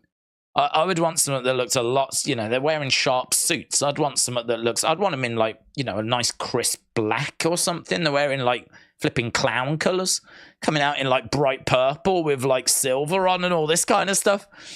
Look like 2023's version of the Beverly Brothers. So I would want to like sharpen them up. I'd want to look at that Titantron. I'd want to get a group name. I want to get B-Fab in rather than having is she in, is she not? What's happening there? Is there going to be a 4th member? So I just sort of think like Profits can take the loss until we get them to that point. Because, you know, you can be disappointed in them and we can find things to tweak and change. Things aren't right at the moment. Things aren't where they should be in this group. So if they take a loss, hopefully we can then change something else about them and get them a bit further down that road. But they equally could win. And it could be that the Judgment Day are distracted by Cody, by Jay, blah, blah, blah, blah, blah. The belts like switch over to the Profits. You know, as much as a loss can help them progress their group, a win could help them progress their group as well. They could use that win to kind of like, you know, listen, you champions you need to act and present yourself like champions, and you can use that as a way to fuel change. But yeah, it does feel like the Profits still aren't in their final form. So I would like to see them. I'd like to see them do a bit more with that group. We're still not quite there. And I don't mind which way we go. I think that you can go either way. So my pick is that Judgment Day will retain, but for all the reasons that we've just said, I think that you can find a way of going in either direction. Damien said, me a second, give me Roman, no rules, Derby Eat Championship. Damon, shout out to you. Big Time said, did you see WrestleVote's report that Gallus and AOP have been internally discussed for Survivor Series? I'm full on ready to hear crickets for Gallus. Yeah, there will be crickets for Gallus. I did, yes. We'll see if they are going to show or not. But Gallus coming up, I think, will be a bit flat because they've been flat in NXT. I mean, we can't even seemingly get them onto NXT and builds up exciting segments with them. This is what always makes me scratch my head, to be honest. We see this time and time again where we look at groups that are pretty cold in NXT. So we look at them and they're quite cold. and then they get called up, and then we're surprised that they're quite cold on the main roster. I mean, another example would be Hit Row. Hit Row were quite cold down in NXT. We didn't do anything with them. They didn't win the championships. We weren't using them at premium live events all the time. They were coming out, doing a few bits. Next thing I know, they're getting called up. Same with Lacey Evans. She was quite cold. I mean, she wasn't even in NXT all that long. I mean, she did some stuff, but she wasn't winning. She didn't win the women's championship. She wasn't being used on premium live events all the time. I can't say she did stuff in NXT that blew people's minds. And then she gets called up. And then we don't know how to use her, and we struggle to figure out how to use her. Gallus feel like another example of that, where they have had the tag titles, but it was a very underwhelming title reign. And if you need a fun segment, you're not turning to Gallus. Like, I don't know. Like, I think there is something into having some brawlers, like the Brawling Brutes. They're basically another Brawling Brutes. They're just another, Brawling Brutes, simple as that. So I hope we're not calling them up so that they get in a feud with Sheamus, Butch, and Ridge, and we do Gallus versus Brawling Brutes, right? And that's the only reason. Because that would be very, very short-sighted. That'd be very short-sighted if we were just calling them up for one feud. Like, I feel like you should really know how you want to use them for, the foreseeable future, well beyond just one feud. Maybe that's the problem. Perhaps people do just get called up because they've got an idea. Listen, we're going to call these up because this is how we want to use them. And the idea is one feud. And then once that feud's done, we're like, oh, yeah, I don't know. I don't know what to do with them, though. Okay, you've called them up. What are you going to do? Oh, yeah, I don't know. We've done that feuds. We called up Karrion so that he could feud with Drew after Roman. And then we did that. And after that, we've been like, yeah, I don't know. Should we put him with Ray? I don't know. What do you think?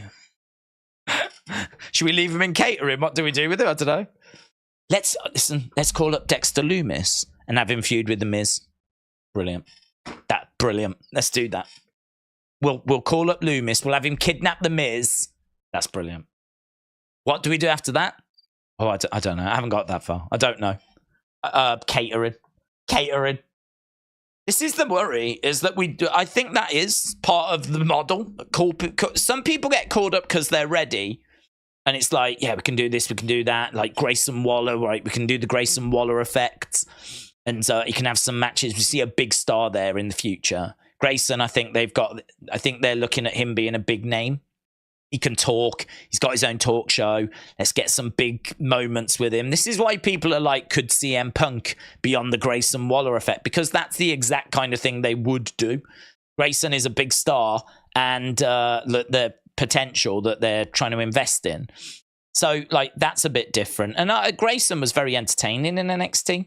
So, Grayson is someone that's how it should be. But then, yes, we do keep getting these Gallus types that keep getting called up, which you just think they've only called them up for one feud, or they've only brought them back because they've got one feud in mind. And then after that, there just doesn't seem to be anything that's planned, which... it's crazy, isn't it? You would think that there would be more work done than that, but perhaps everyone is just stretched. Perhaps everyone is just maxed out. Perhaps it's just a case of we can't do anything more than that because we are just absolutely snowed under. We can't afford to plan, and you've got obviously a load of people that get injured and plans change, and perhaps you just can't afford to map it out too far into the future. But don't know, man. I think Gallus would be a concern. Yeah, I did see that. AOP we've known have been coming back for a while, so that one I'm not too concerned about. But Gallus, I was a bit surprised at. Right, how long we got? We got 12 minutes, believe it or not. We've been live for 1 hour and 48 minutes already. So we've been chatting away for nearly 2 hours already, and we're about to get over to SmackDown. If you are joining us, there's not loads that's been announced.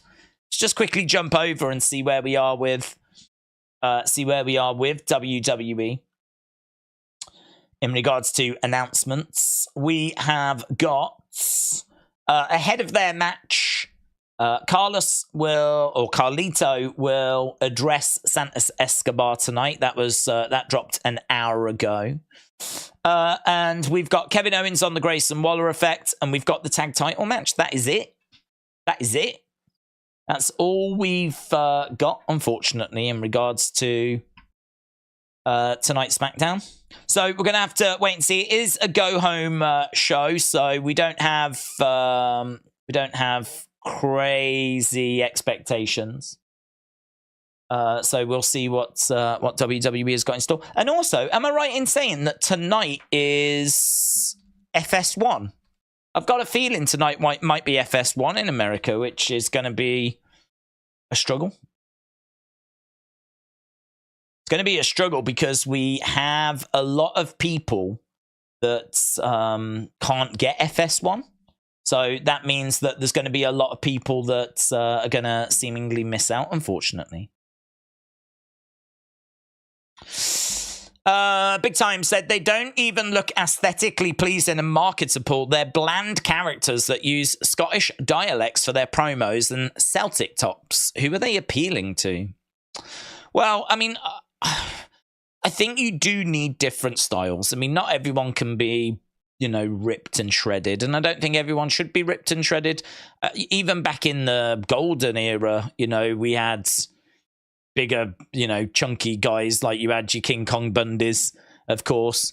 You had your Big John Studs, you had, your Earthquakes, your Typhoons, you had your one-man gangs, your Hakeems, There's always been a bit of chunk around. Not that these guys are fat by any means. I mean, Wolfgang's got a little size to him, but he's no Otis. He's no Bronson Reed. So yeah, I think they look quite. I mean, they're just like football hooligan brawler types, aren't they? Really, I think there is a place for that, but your booking's going to have to be really good to really get them somewhere. I mean, if you got behind them and Joe Coffey was like the leader, so if Joe Coffey was the leader and you had that group winning match after match after match, and you treated them a bit Shield-esque, like how the Shield were booked to the moon, like they really were booked well, and Gallus going up against all these, like, attacking people. If you had Gallus attacking people backstage, had them like kicking the living daylights out of people, like doing them over, going to the ring, beating them in the ring, Joe Coffey as the leader, cutting some good promos. Like, I think you could get somewhere, because I think that, like, there are templates that we've seen before, like the Shield. That was another 3-man group, of course, and they were like, looking to take over, and they were taking on like different babyface teams. I think that we could do something with them, but I don't have the confidence that they're going to book them that well. I don't have the confidence they're going to book them that strong.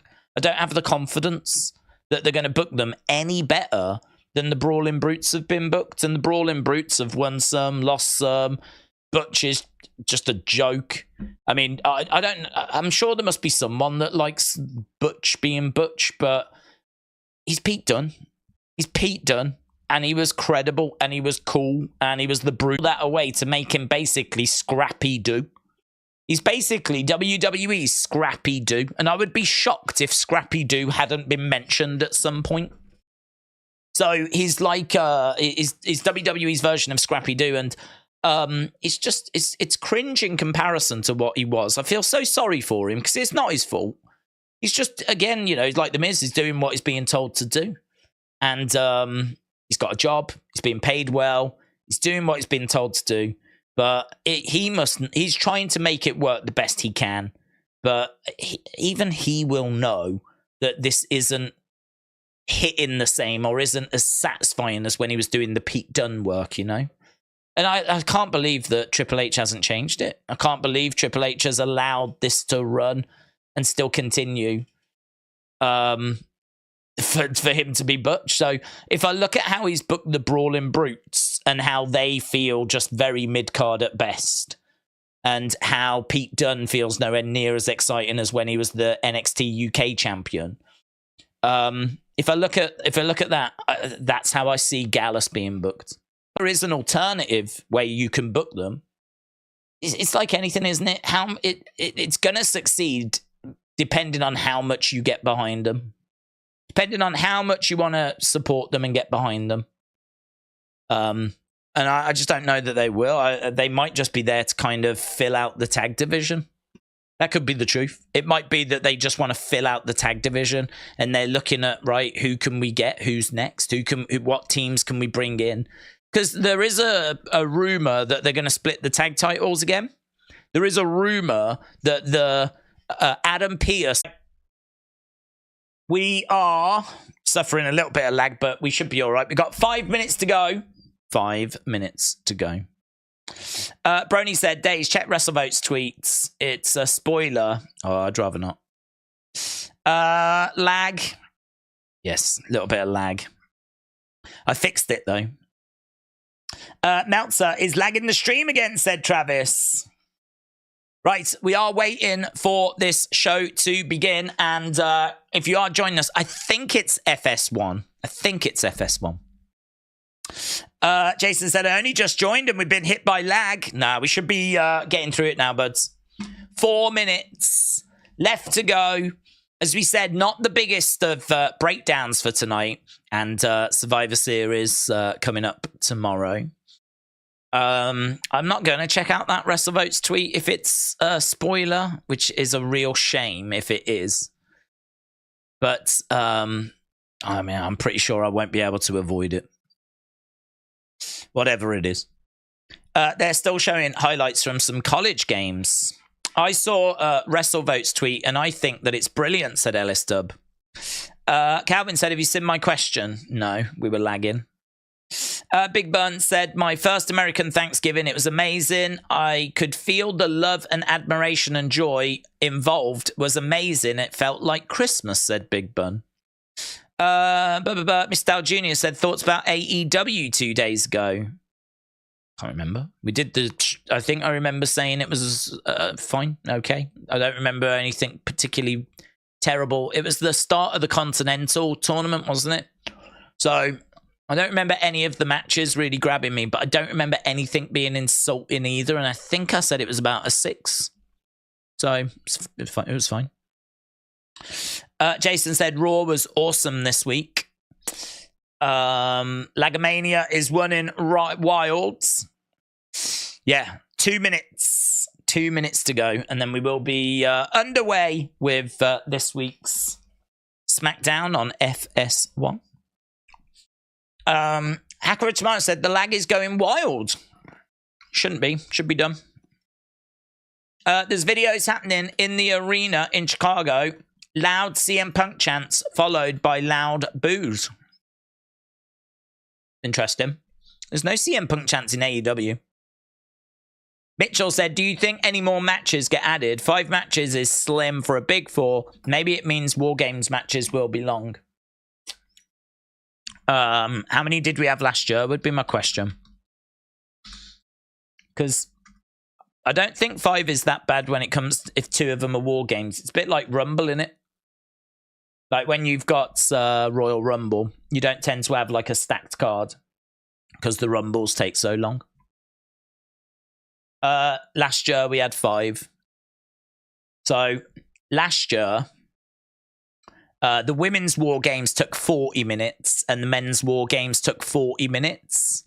So that's an hour and 20, you know, that's just matches. I mean, them all coming out and going into the cage, I think you can add an extra 20 minutes, 10 minutes each match. So you could probably add 20 minutes there. So just with the 2 War Games matches, I think you're looking at an hour and whatever. Then you've got, last year we had AJ Styles against Finn Balor. That went nearly 20 minutes. Theory against Seth for the US Championship went 15. And Ronda Rousey against Shotzi went just over 7. So the 2 War Games matches will get about 40-odd minutes each. And yeah, rest of the card will just fill it out. Probably, you know, Ms. Gunther will get 15, 10, 15, easy. Probably the same for Rhea and Zoe. And I could see Santos and Carlito being the 7-minute one. Ronda, Shotzi did 7 minutes last time. I could see Santos Carlito being the 7-minute one this time. So I think it'll be a very similar runtime, pretty much identical to last year. War Games doesn't need a lot of matches. The 2 War Games matches do the heavy lifting. It's okay if the undercard is a little bit weak. Show will be okay, but Raw did better, said Intoxicated Drums. NXT was pretty KU, but these 2 rock. Right.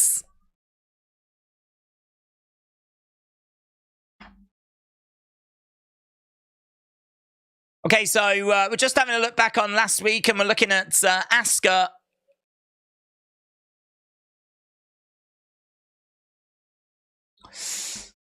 Joining up with Damage Control. Let's go, says Rivy.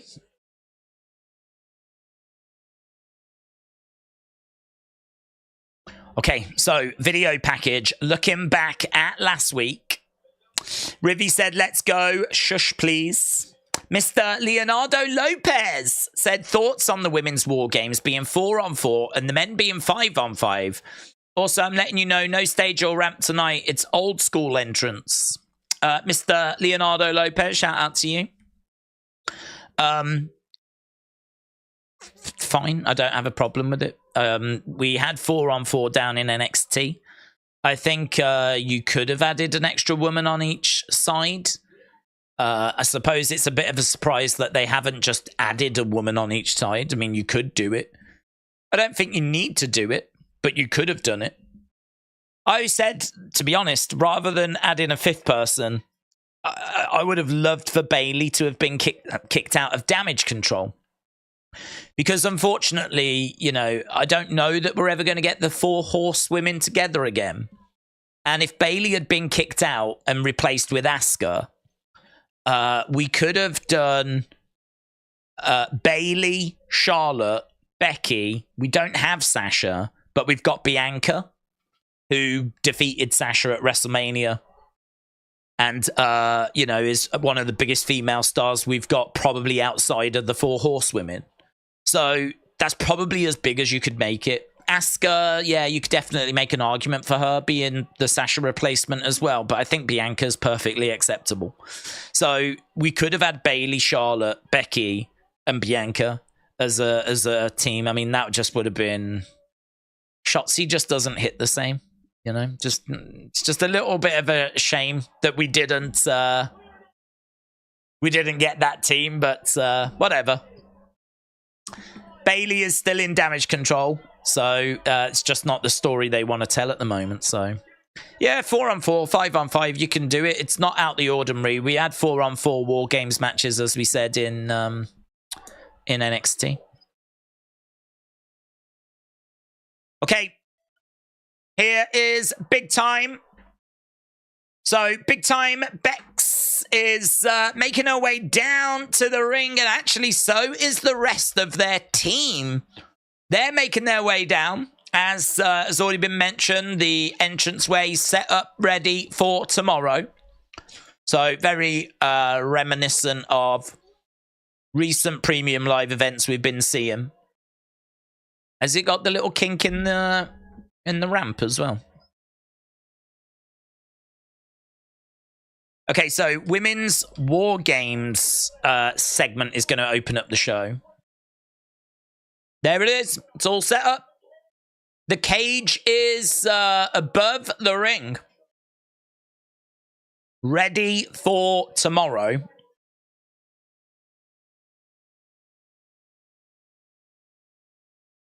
Corey Graves is back. Corey Graves, Kevin Patrick, and Michael Cole. So, the War Games cage is above the ring, but there's only one ring at the moment. So I don't think that cage is going to be getting lowered because we don't have the 2 rings for it to actually go around. Fans have been voting as to what team should get the advantage at War Games. Brought to you by Ruffles. And I'm guessing we're going to find out the results of that. I would expect the babyface team. It would be a bit shocking if the babyface team weren't given that advantage. Is that a disco ball? That must be for Pretty Deadly. There's a disco ball above the ring, so I'm guessing that's coming down for Pretty Deadly. Okay, Shotzi, Becky, Charlotte, and Bianca are all in the ring right now. Crowd are chanting for Becky.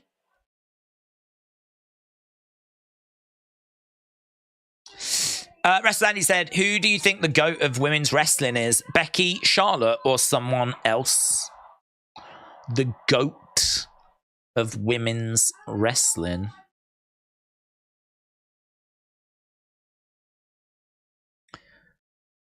I mean, it's really difficult, isn't it? Because Fabulous Moolah had women's wrestling on lockdown for decades. So it is very difficult. I mean, she was women's wrestling. It all went through her for years and years, decades it went through her. And then you think about, like, Mildred Burke as well. And you think of those kind of pioneers, which I know is not a sexy answer. But their impact can't be overlooked. I certainly don't think it was Mae Young. Mae Young's an interesting one. She gets a lot of props, but she actually left wrestling for quite a while. I think she left in the 70s, came back in the 90s.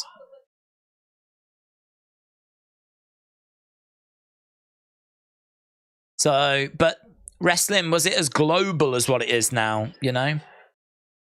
Did people in India know about Mildred Burke? Probably not. So you could make the argument that these women are more well-known globally now. You could make that argument.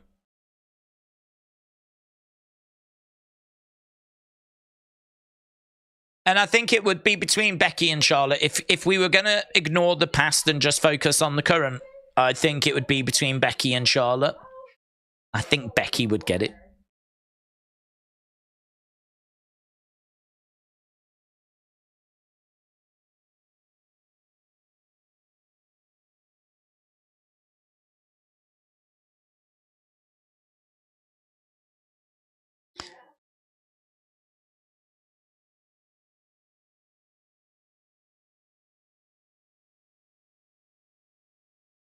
She sounded like a horse.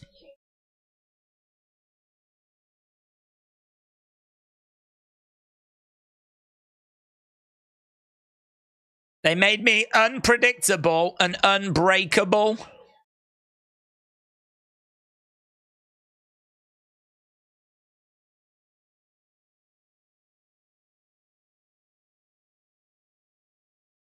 Wow, we're really changing her gimmick here, aren't we? I mean, they're really making her to be like a fired up butch. That's how she comes across. She comes across like a fired up butch. You know, she just wants to get... She's unpredictable. She's like all animated. Weird that was. She sounded like a horse at times. I think the crowd... I think the crowd were just more confused than anything, because that's not been Shotzi's character. Here's Bailey. Matt, shout out to you. I'll get to your super chat in a sec, buds. Let's just see what Bailey's got to say. She's coming out with an Asuka shirt on.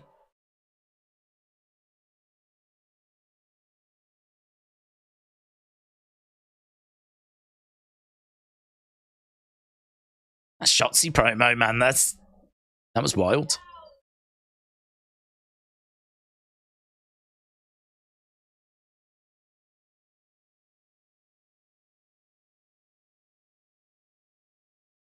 I've known you guys for a little over 10 years, says Bailey.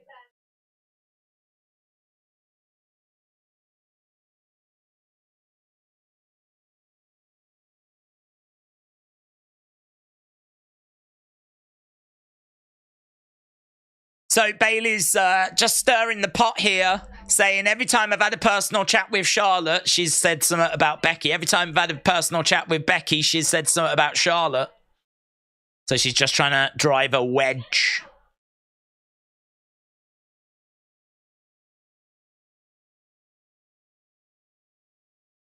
Two egos clashing, trying to get to the top. I get it, says Bailey.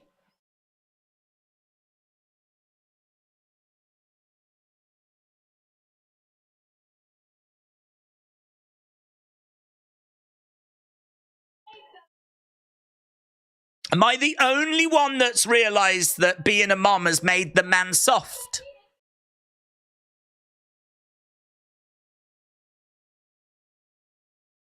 It seems to me like you're okay with being picked last. Just like you was at school.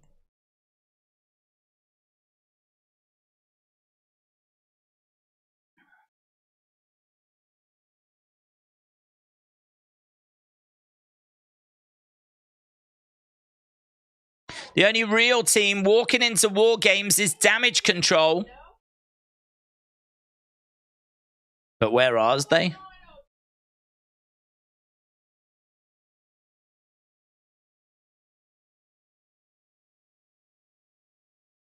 Where's your team members?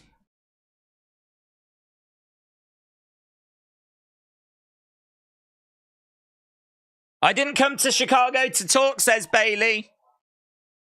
Says Becky.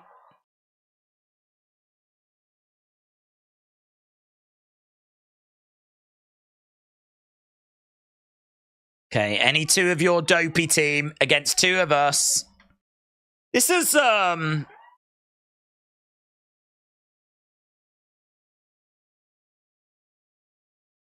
Bailey said, good, that's what I want.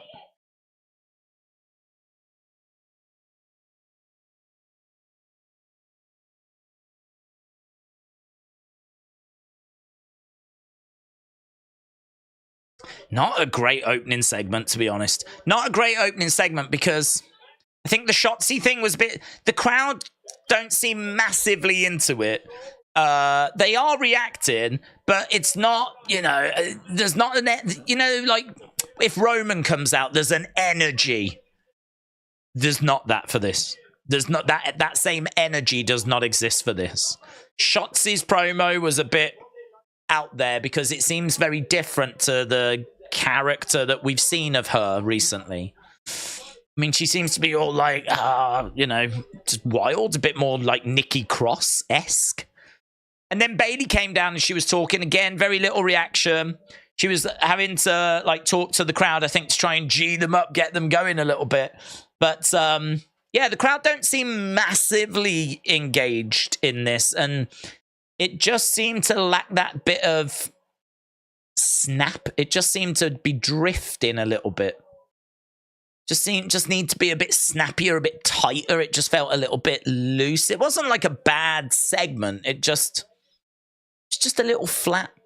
It's a little flat. It was a little loose. There was a few weird little moments in there that just sort of were a bit jarring. It just didn't, you know. Opening segment, you want it to slap it round your face. You want it to like blow you away. That just felt a little. It was sort of just there, and it led to a match that got no reaction from the crowd. 2-on-2 match. I mean, why we do matches before a big match, I have no idea. We're going to do 2-on-2, really just to kill time. That's why we're doing it. So it's going to be two members of Damage Control against two members of Team whoever. Bianca. I don't know who the team leader is. It can't be Team Becky. She was only just added to it. So Team Shotzi. So, but we don't know who those members are yet. Let's, so Judgment Day taking on Street Profits. I think that match is coming up first. We got the Judgment Day making their way out.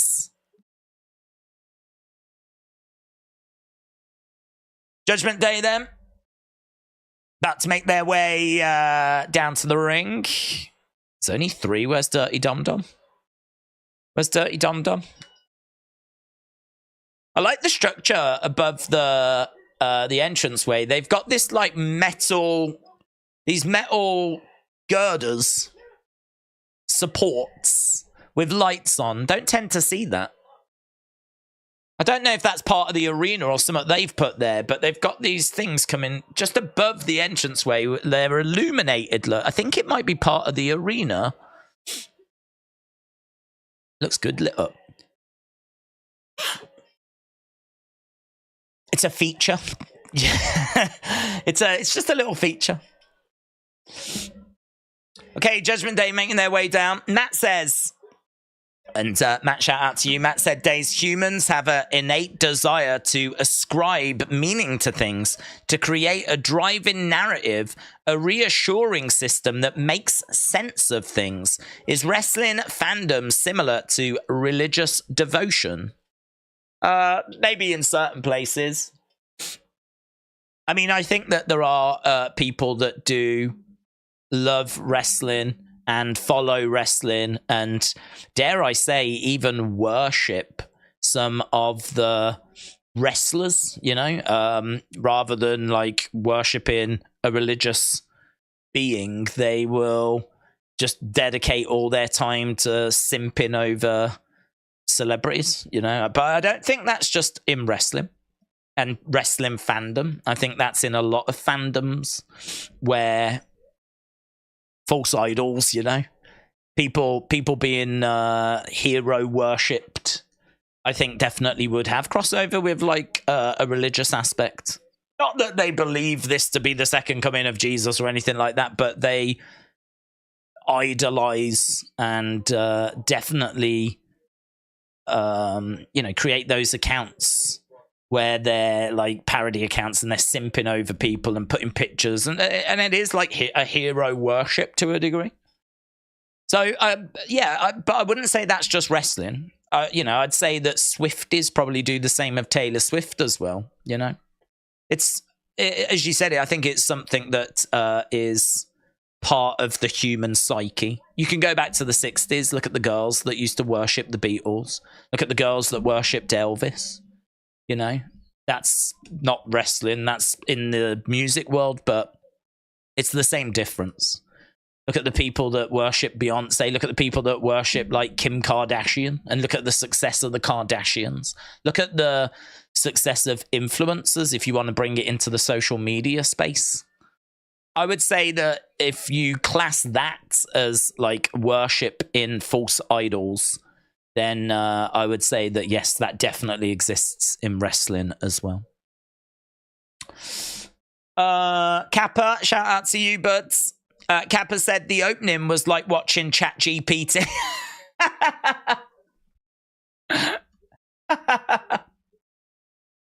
That's a great comment.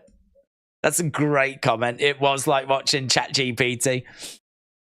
Sometimes, unfortunately, wrestling can be that way, where it just doesn't feel quite right. Something doesn't feel right. And you're right, with ChatGPT, it tries to replicate a real conversation, and it's sort of there or thereabouts, but sometimes things just don't feel quite right. And I would say the Shotzi moment felt quite ChatGPT. Shotzi just seemed to like not fit into the vibe of that segment. She seemed to be trying to get across her wilds kind of... It's hard to paint yourself as being wild and unorthodox and, you know, unpredictable when other people are talking and you just stand there politely waiting for your turn. You know, I mean, I didn't see her pacing around or being agitated. She got wild and unpredictable when it was her time to talk, and then went back to being predictable when she had to finish and be politely standing there as everyone else got their message across. So, yeah, I agree. Something didn't feel quite right. And I think if it turned out ChatGPT had written that, I think that's a good comment. Richard Bambury, shout out to you, my friend. Rich, I can't see the full name. It cuts it off, unfortunately. But Richard, I really appreciate the support, dude. And I hope you are ready for a fun weekend. This is a go home, and I'm expecting this to be a go home. I haven't seen anything other than this tag title match to suggest that this is going to be a classic episode of SmackDown. This tag title match could be important, though, as we said, because we may see the titles go in different directions. What an awful shot this is. Right now, I've just got a silent shot of the crowds. I haven't even got sound. I've just got a silent shot of the crowd, and the crowd look bored. They're sat there just watching. I'm backstage. I still don't have sound. Okay, slight production botch, because I don't know what that shot of the crowd was about. There was no graphic on screen for me, so maybe they were talking about something and I didn't get the graphic. Sometimes that happens in the UK. And now we've gone backstage. Bailey is talking to Asuka, Dakota, Io, and Kairi.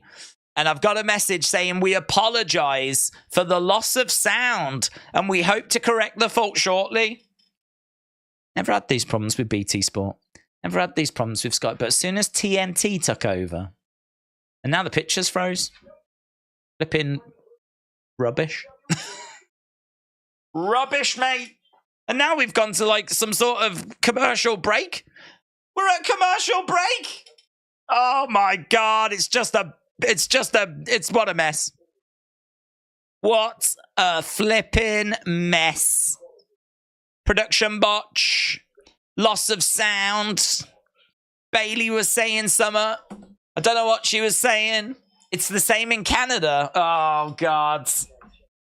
I blame AEW. Lagomania. George said, mine's working fine. Kitson said, I'm getting a snooker ad. Same. Don't worry. You're not alone. Oh, God. Shotzi's promo has broken this.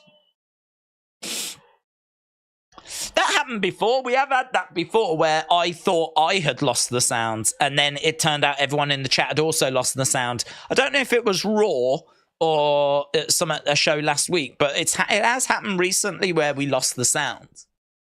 We've gone, I don't know what we're doing. I mean, we've gone away. Are we missing stuff right now? Are we going to go back and catch up, or what are we doing? What are we doing here? What are we doing, TNT? What's your plan? What's your plan? Callum said it was Monday. Oh wow! I don't know what these gremlins are all about. CM Punk is going to show up. Yeah, this is definitely a CM Punk tease. Definitely. Because I think this is an extra commercial, right? You could say it's more commercials. MC, switch them round. CM. It's right there, people. It's right. You can deny it all you want. More commercials than what we were meant to get. MC. Open your eyes. James, someone has got a sign that says, I just missed in my pants. I mean, that's disgusting. I'm writing that down because that's disgusting. And I can't imagine the Miz appreciates it either, to be honest. Mind blown, said Callum. I blame Vince. Definitely. Hashtag fire Vince. I wonder if the show will ever come back. I wonder if I'll ever get a chance to watch SmackDown ever again. There was a whole promo on mute. It froze and now it's cut. That can't have been it. I think we've gone to commercial because we don't have the program. So I think we've gone to commercial whilst we're trying to get the program. Because you wouldn't go back just to show a shot of the crowds, one backstage promo, and that be it, you know? Okay, this program contains flashing images. All right, we've gone back and we have picture, we have sound, and we are underway with Street Profits against Judgment Day. If this was AEW, they would play that backstage segment again for us. They would get them to do it again. Do it again. We didn't hear you the first time. Montez going against the ropes. I don't know what was said. I'm guessing they were just trying to work out what two members were going to be taking on the other team later on. Rhea on the outside. Montez comes crashing down. Rhea and Damian Priest hurling Montez. Oh. Don't you dare. Oh my God. We've gone to more commercials. I'm telling you, it's right there, guys. It's right there. More commercials.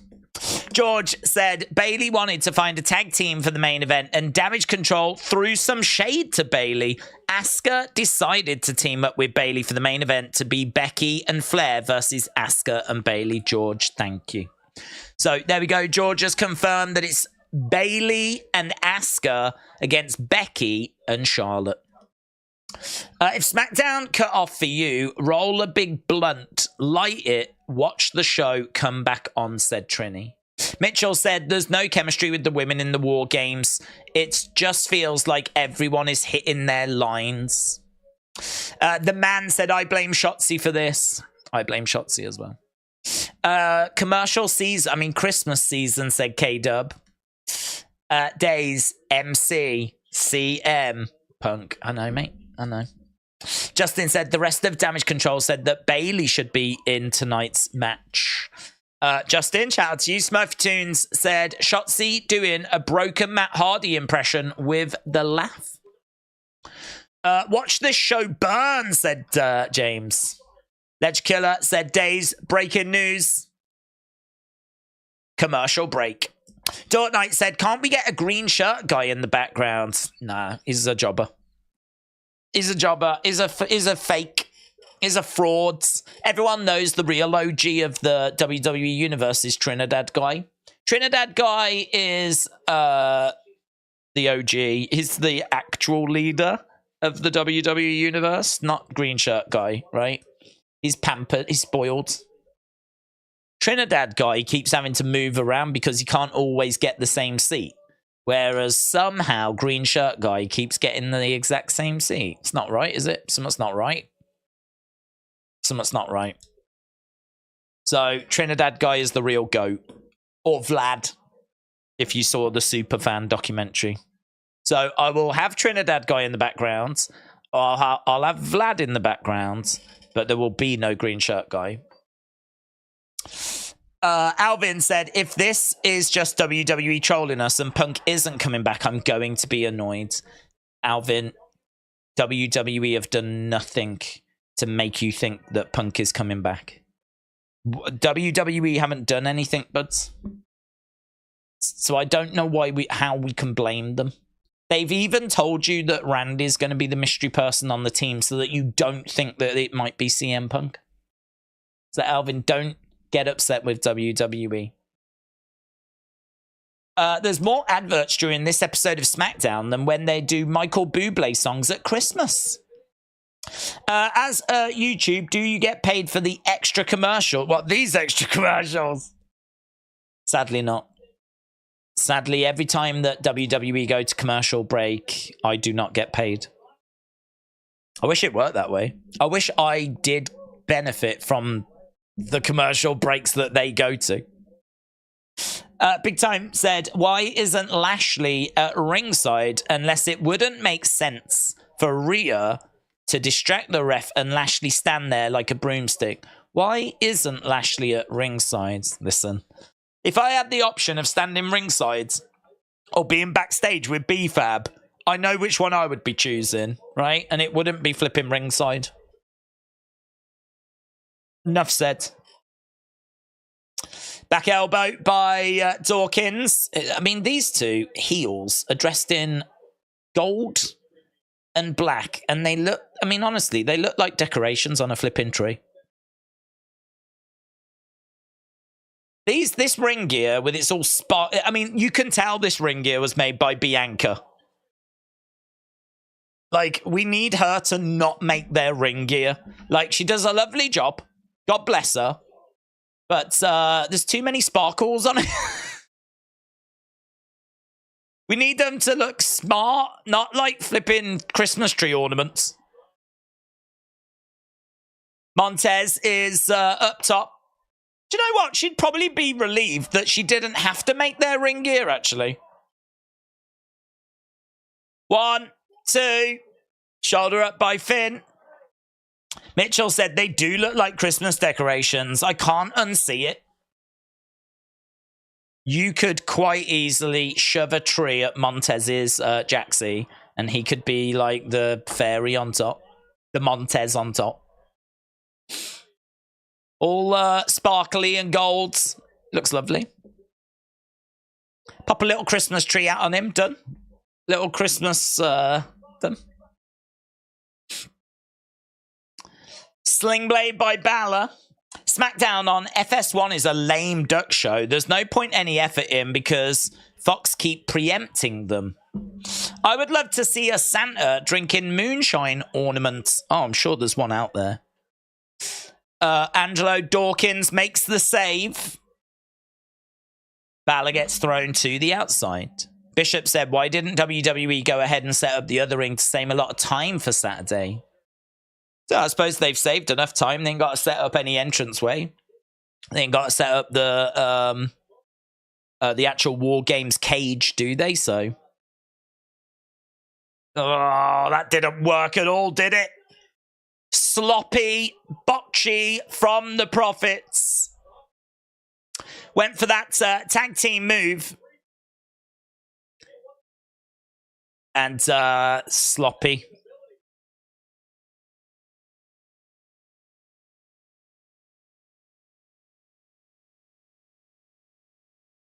They're trying to cover it. I mean, it was sloppy. Profits charging over. Dawkins goes into the ring post. Balor moves out the way. Damian Priest. Kick coming in there by Montez. Priest goes down. Profits go into the outside, looking to climb up. Don't forget, this is heel team against heel team. I think the Profits are sort of leaning a little bit more into their kind of face side. You know, Montez was gesturing to the crowd there. They were cheering for him. So I think the Profits are sort of leaning a little bit more into being the faces here, but still a heel team. But right now, Montez is slammed down. There's a coup de grace by Finn. 1, 2, 3. And it's the Judgment Day that retain. Judgment Day retain.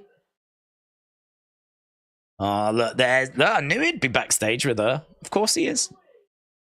Bobby is frustrated. B-Fab is like, Bobby. Come on, Bobby. Lashley was livid.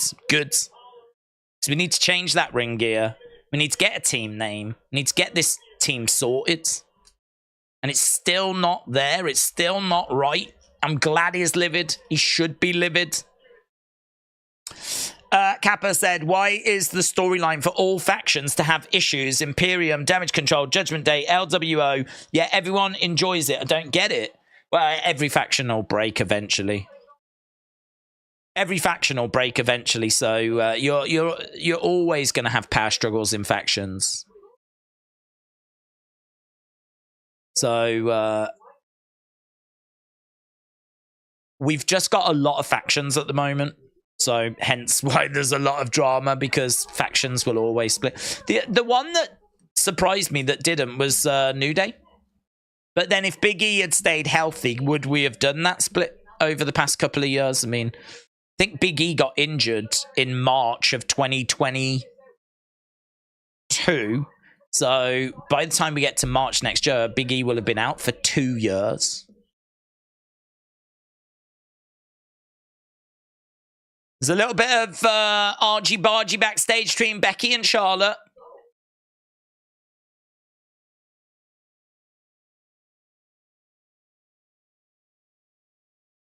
I didn't come here to socialize. I'm going to get ready to fight. Still drama here. Charlotte walks away. They're not on the same page. Even Sonic the Hedgehog looks sad. Yeah, so Kappa, every faction will split. So the thing is, because we've got so many factions right now, we do have a lot, actually, more than we've usually had. We do have a lot going on at the moment, so we've either got them splitting or in the process of splitting. Okay, so a little bit of doom and gloom. I apologize for my CM Punk comment. I'm unsure whether WWE is trolling or if it's just a coincidence. You don't have to apologize, Alvin. You don't have to apologize. There is a lot of people out there that are reading into a lot of things that could be a coincidence. So I think that, like, for me, WWE haven't done anything that I've seen other than, I would say, a Corey Graves comment. There was a Corey Graves comment that he made on commentary. Do you remember when, like, people were reading into those CM Punk references, right? There was one that Corey Graves made that felt very specific. And I honestly, even at the time, I said, I think this is Corey looking at the conversation on social media. And I think it's Corey of his own accord going, I'm going to watch this. I'm going to drop this line in. And he drops in a line that was very similar, maybe identical to something Punk had said. But it was quite specific. I forget the line. It's not the kind of thing that I think he would have just said otherwise. And certainly with all eyes looking at every week, is there a CM Punk something somewhere, right? And then Corey came out with this line. But at the time I said, I felt that it was Corey just looking at social media, seeing where the conversation was and thinking to himself, oh man, I can get myself trending here. I can get myself trending, because I would have done the same. If I was a commentator and I saw everyone was reading into, is there a CM Punk reference somewhere? I would have dropped in a CM Punk reference, because I haven't said that CM Punk's coming back. It's a little coincidence thing that I can always play off as a coincidence. And even if Vince or Triple H wants to ask me about it, no, it's just a coincidence. Didn't even know he had said that. I can play it off as a coincidence, but equally I can get everyone talking about me. So I would say outside of that one, which felt quite specific, Corey mentioned, I think all the rest were nothing but coincidental. There was a couple that I think was nothing more than coincidental. And even at the time, we were saying on the watch-alongs, we didn't think they were anything more than just coincidental. You will always find something if you want to find it. You will always be able to find something if you want to find it. Did WWE really go out their way to put anything front and center? I don't think they did. We don't need to apologize for it. I mean, you are far from alone. There are loads of people that are in the boat that, WWE have been doing this on purpose. I've seen loads of that on social media. I don't agree with it. But we haven't got long to find out, have we? We'll find out in 24 hours' time as to whether he's coming back or not. But I think the consensus is certainly leaning towards no. I'm surprised we haven't seen loads of signs. We haven't had any CM Punk chants on the show. We're 40 minutes into SmackDown. I haven't heard any CM Punk chants or seen any CM Punk signs. They may have been confiscating them, in all fairness. But to be honest, I can't even say I've seen many CM Punk shirts. I think I've seen a couple. But I can't even say I've seen many CM Punk shirts. Right, we've got a little Dragon Lee thing. El Sean said, I suppose the potential of a CM Punk return is enough to draw curious viewers. I still firmly believe that Punk will never come back. WWE for Life said, is this the only title match tonight? I believe so. I don't believe there's been another one announced. That's true, actually, isn't it? I mean, I suppose there's people that are casual fans that don't watch each week and just hear the rumors and maybe don't know like what it actually has been like to watch every Raw, every SmackDown recently, and don't know how likely it is that CM Punk is going to return, because he could still return. I do need to be careful here. Like, I don't want to paint myself into too much of a corner, because as I said, since Edge went to AEW, I definitely it definitely showed me that anything is possible, because I did not expect him to go to AEW. So I do now have to change my approach in saying, well, you know, Edge went to AEW, so CM Punk could come into WWE. But it's as unlikely as I, you know, could make it. It's certainly not something I'm expecting. But then, as we said, you know, there's probably casuals out there that just don't know. God knows there's enough fake news. Right, Grayson Waller is coming up next. Time for the Grayson Waller effects. Grayson Waller is going to be welcoming Kevin Owens. Grayson Waller effect with Kevin Owens. Let's go. Let's go. Bum, bum, bum, bum. Bum, bum, bum, bum, bum. It's a shame this is on FS1 for a go home. I mean, to be honest, it's not the worst show to miss, I don't think, if you are unfortunately missing it. But I think to build up the hype for Survivor Series, it's a shame that this is not being seen by 2 million people, you know? Welcome to the Grayson Waller effects. I love Me Too. Smackdown is the #1 trend in the US. Ladies and gentlemen.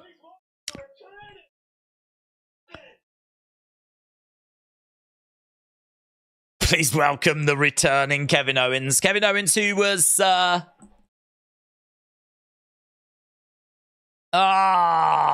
it's not Kevin Owens. It's Austin Theory, dressed as Kevin Owens. Let's go.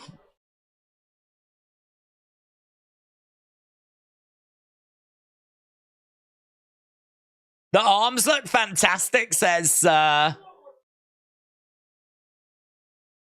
Corey Graves. Look at the tan. Austin Theory stops momentarily to catch his breath. Whatever he's on, I want some.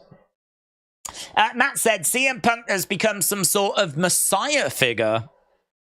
Well, yes. I think this happens, though. I think wrestling fans...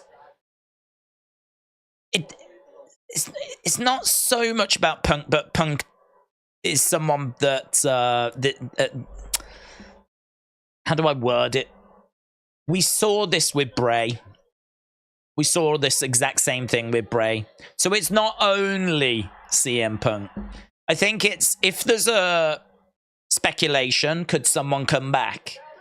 You will always get people hoping that that thing is going to happen. Certainly if it's a beloved superstar. You'll always get people hoping that it's going to happen. You know, like Edge. Is Edge going to come back at the Rumble type situation? You'll always get people looking for clues and everything. So I think that CM Punk definitely is seen as, you know, a big name, a messiah type situation, but not alone. I think this is something wrestling fans tend to do, unfortunately. You're suspended, said Grayson Waller, but Kevin Owens, the real Kevin Owens, has made his way down to the ring.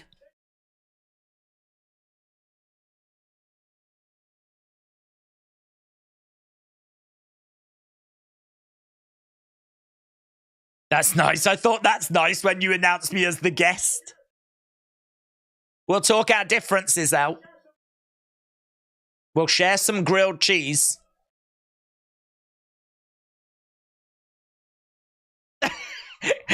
Grayson Wallace says, you're not meant to be out here. He's meant to come out here dressed as you, and then we make fun of you. That's what's meant to happen.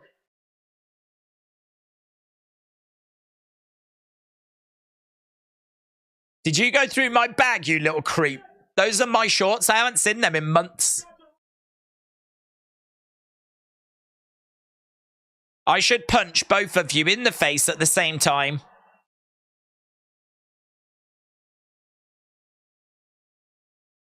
Grayson said, I should beat you up. Thing at the bottom said, Grayson, how often do you think about the Roman Empire? Question mark.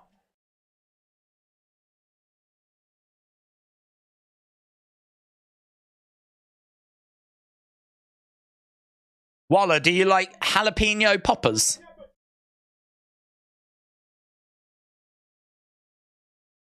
Do you know what happens when you keep saying someone's name?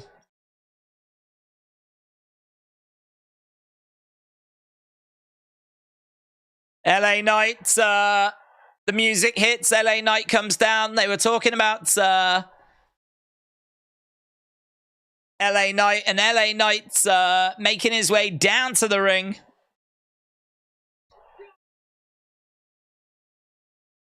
Corey Graves said the arena might not make it till tomorrow. Loud LA Knight chants. Loud LA Knight chants.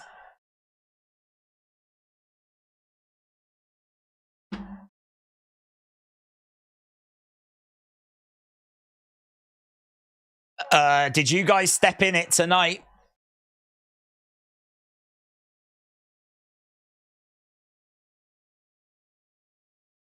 PJ, shout out to you. I'll get to your comment in a sec, buds. You thought you wouldn't be here. So LA Knight, big reaction for LA Knight. Chicago's normally a very good crowd, and they are proving to be a loud crowd. There's a dude dressed as LA Knight.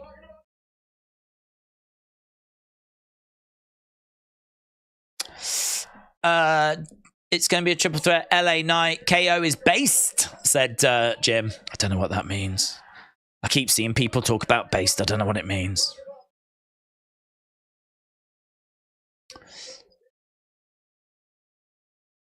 Big yeah sign in the background.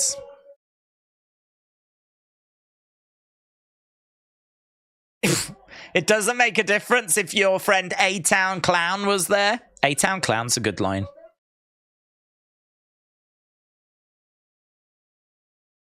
You losing to me is just a fact of life. Grayson said, I could beat you. Kevin said, I don't agree with him on much, but he's right about this.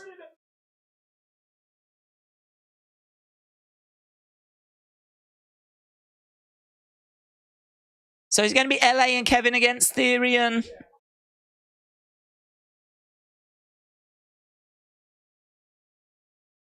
Okay, they're strategizing about punching. Okay, I don't know where that was going, but we've got into a big brawl. There's a big brawl. The set is being trashed. So the Grayson Waller effect set is being all chucked out the ring. The plants are gone up. Grayson's trying to grab all the stuff on the outside. Kevin's kicking the plants over. LA Knight has got a nice looking chair.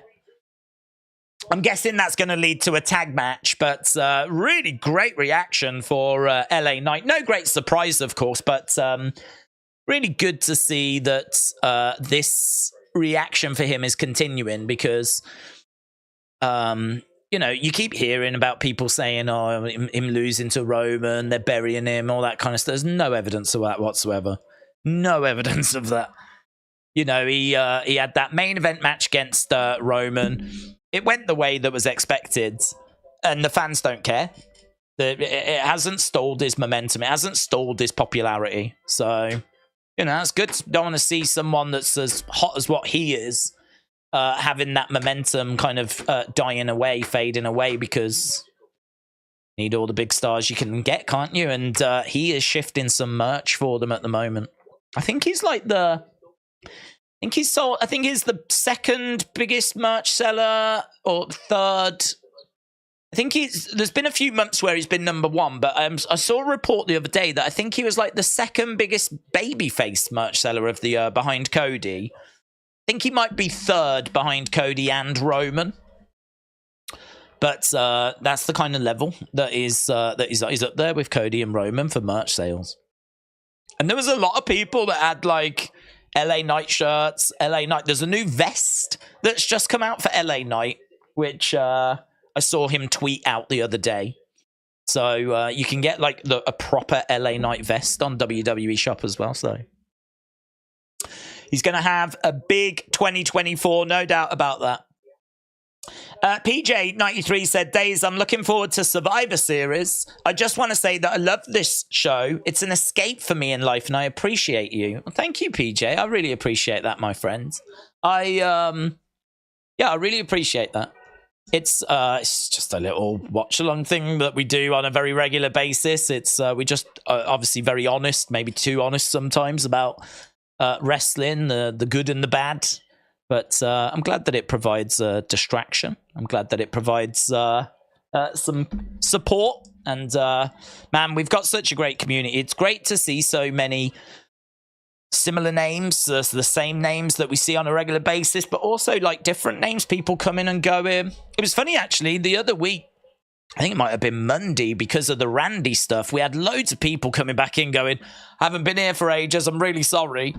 We kept getting loads of those kinds of messages, so it's good. It's good to know as well that people that used to watch that have, you know, got other things going on in their lives now still want to return. You know, they want to come back and see what you lot are saying as well, and see where the conversation is. So no, it's awesome, man. PJ, shout out to you and shout out to everyone that joins us for these streams. I mean, without you lot, there would be no channel. Simple as that. I'd just be sat here, just going. Oh, blooming eye. Oh, God. What are they doing now? What was that Shotzi promo about? Oh. Right. We are coming towards halftime scores. We've got 8 minutes to go. And then we are into that second hour. And then, of course, we're back tomorrow. We are starting 2.5 hours before Survivor Series. So if you're joining us for Survivor Series or not, swing by before, share your thoughts, share your predictions. We'll see what the latest news is. We're going to be here well before the kickoff, covering everything and anything we can get our hands on. We'll see where the conversation is. We'll see what those last minute rumors are, and should be good. So yeah, we're here well before the kickoff show, but we're here all throughout the kickoff show and the main card as well. Right. Coming up now, it is a lot of tag matches tonight. And we've got that mirror ball above the ring, which makes me think that Pretty Deadly are going to be involved. And the women are in a tag match. It's Tag City this week. So we've had the tag team titles defended. We've got the women's in a tag match. We've got this tag match, and seemingly Pretty Deadly are going to be out at some point. Shot coming in there by Kevin Owens, like a tag team special tonight. Theory and Grayson.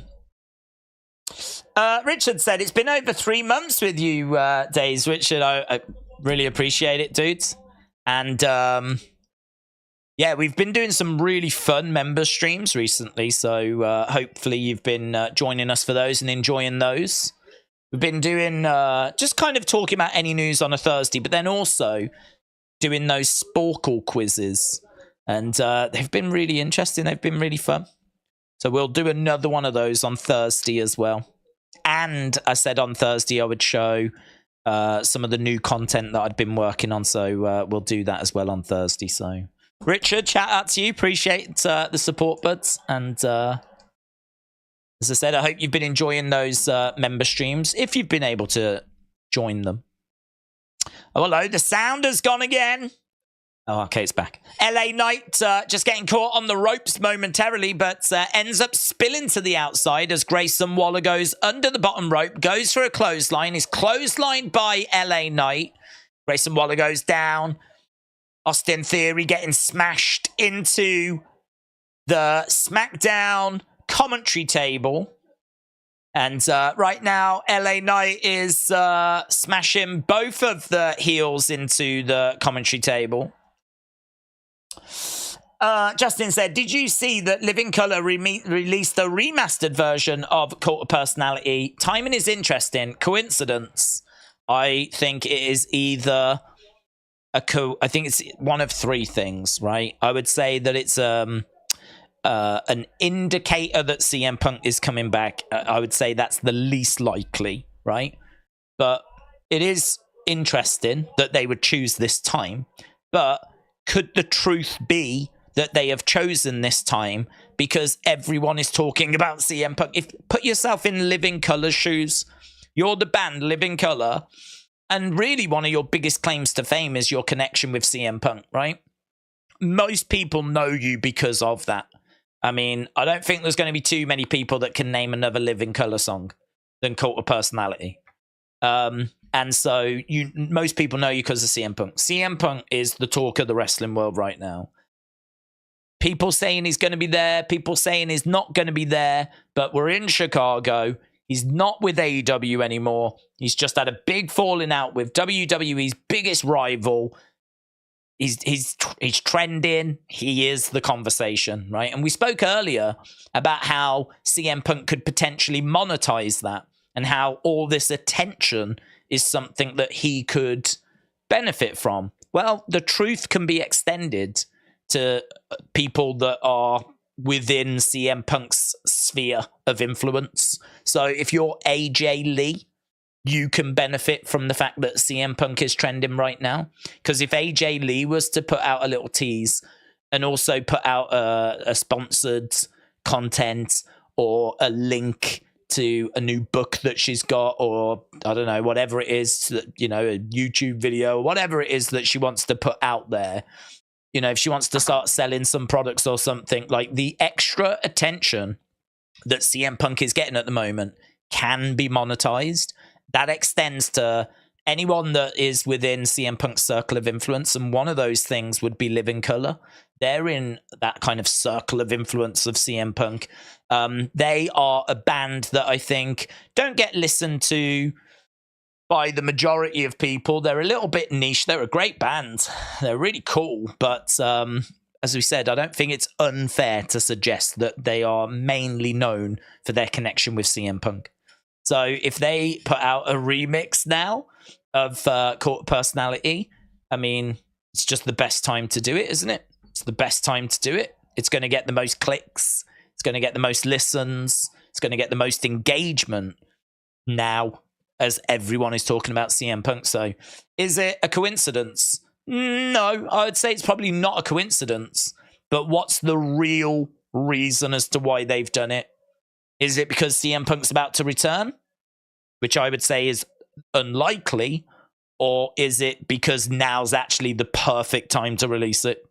Now is the perfect time to do something like this. Because, well, we're talking about it, aren't we? We're talking about the fact that Living Colour have just done a remaster of Cult of Personality.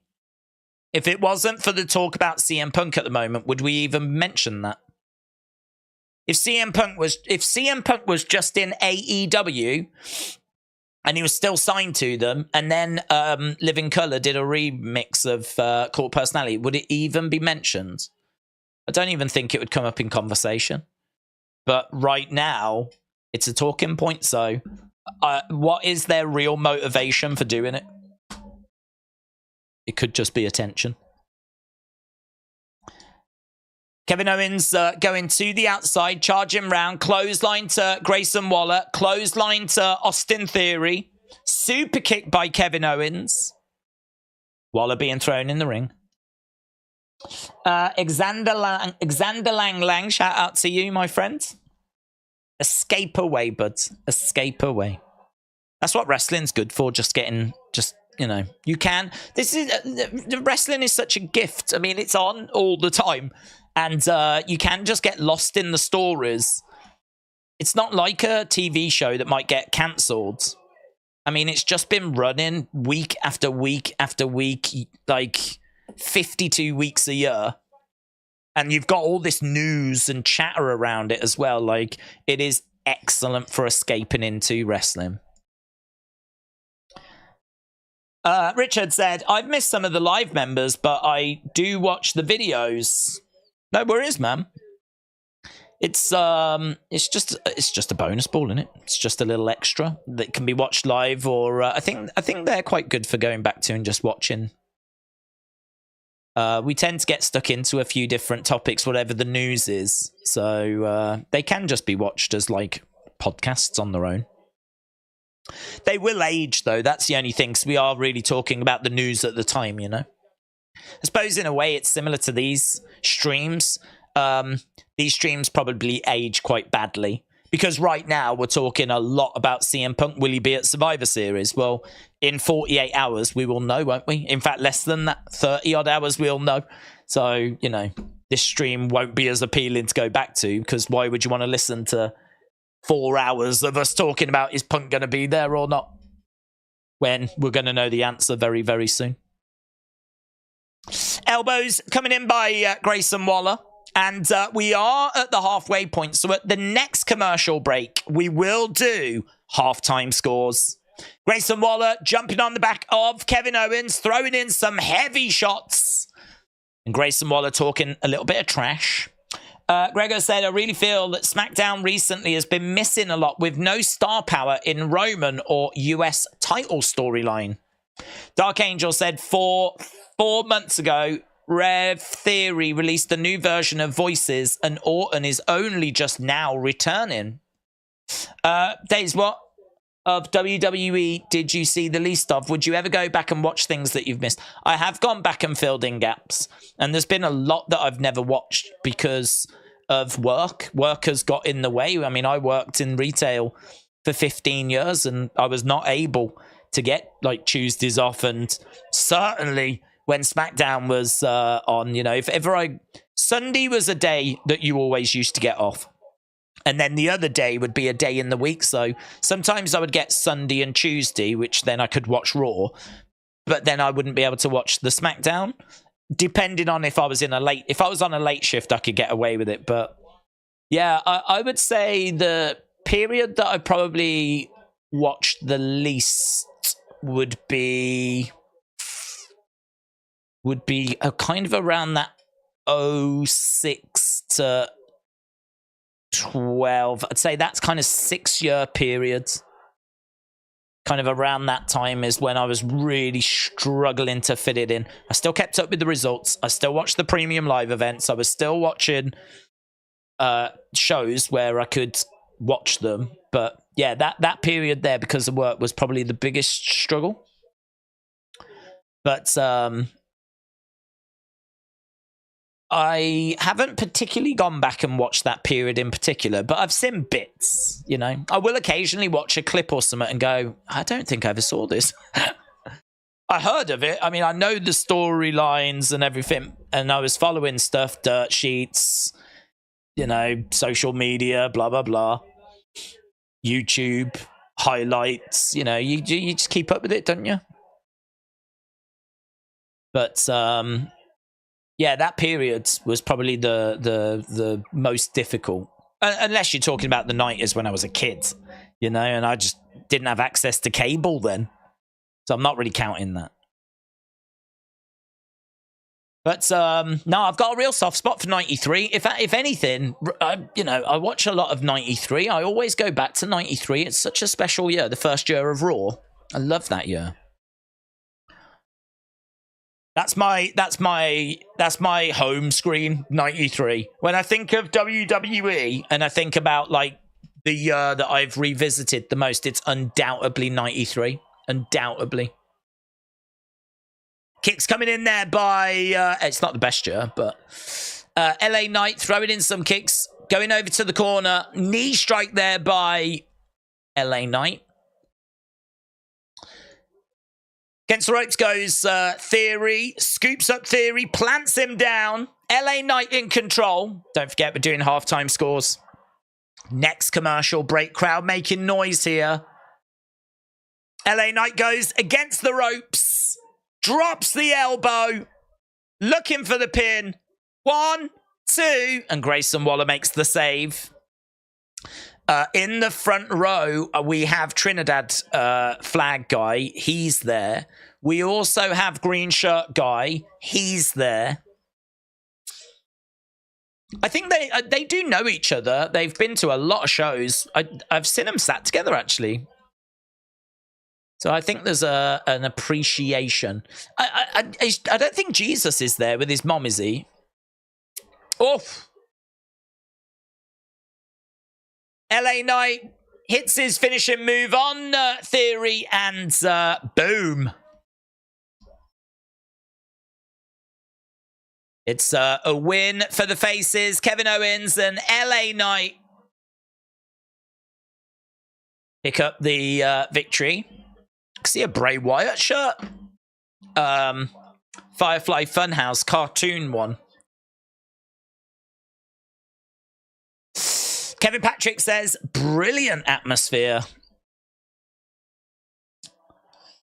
Whether we get Punk tomorrow or not, let's not forget that we're getting the Viper back, and we thought that might never happen, said James. Tyler said, will Randy debut the new version of Voices tomorrow? Maybe. Maybe. Charlotte was right. Bianca tells Becky Charlotte was right. I don't care what happens. You made a choice to show up and help us.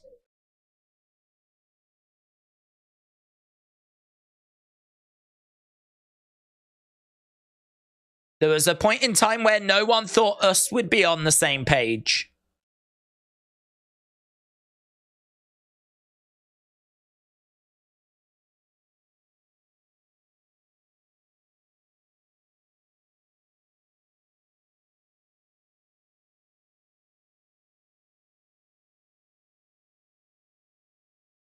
I'm Irish. I'm fiery. I like to fight.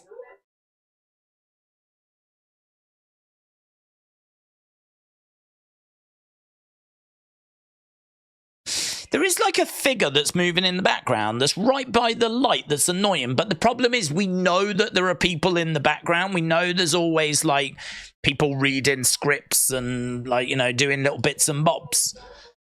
So I can't say it's a tease of anything. I can't say it's a mystery or anything. But there was like some movement with the light in the background. I don't think it meant anything. But it may be something that just gets picked up online. Have you heard the latest fake news about returning superstars behind the scenes and other companies? I mean, I try to avoid fake news. He's not having a match, is he? He's doing a promo. Carlito doing a promo about Santos. We still haven't gone to commercial yet. Ric Flair apparently wants to bleed in AEW. I thought it was an odd statement to make, said Justin. We need the old Carlito theme. This one is mid. I agree with that. Ike said, Days, the Raw after Mania. Why we couldn't see Cody Roman rematch? People were excited. Oh, I wasn't expecting a rematch of Cody Roman.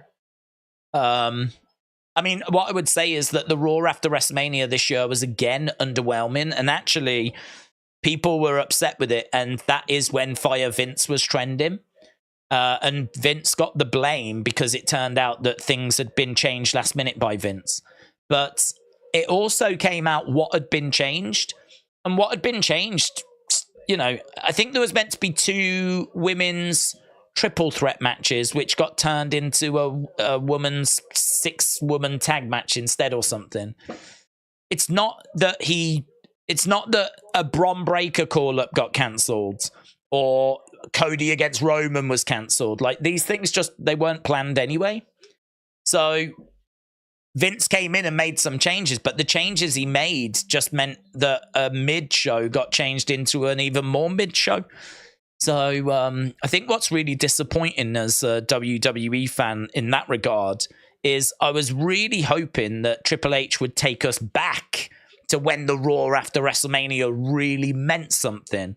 And we got loads of call-ups and surprises. And you know, that was a very, very significant show. That Raw after WrestleMania really meant something, and the fans knew that it meant something, but it has been years and years and years since it last did. Didn't mean anything in 2020 because of the pandemic. Same in 2021. In fact, we didn't get a crowd after WrestleMania, on the Raw after WrestleMania in 2021. 2022 was very disappointing, but we put that down to they're just getting back and all this kind of stuff. There's no excuse for 2023 being as bad as what it was. And people blaming Vince. Well, you can't, because we know what he changed. It was reported what he changed. He didn't take an amazing, mind-blowing show and turn it mid.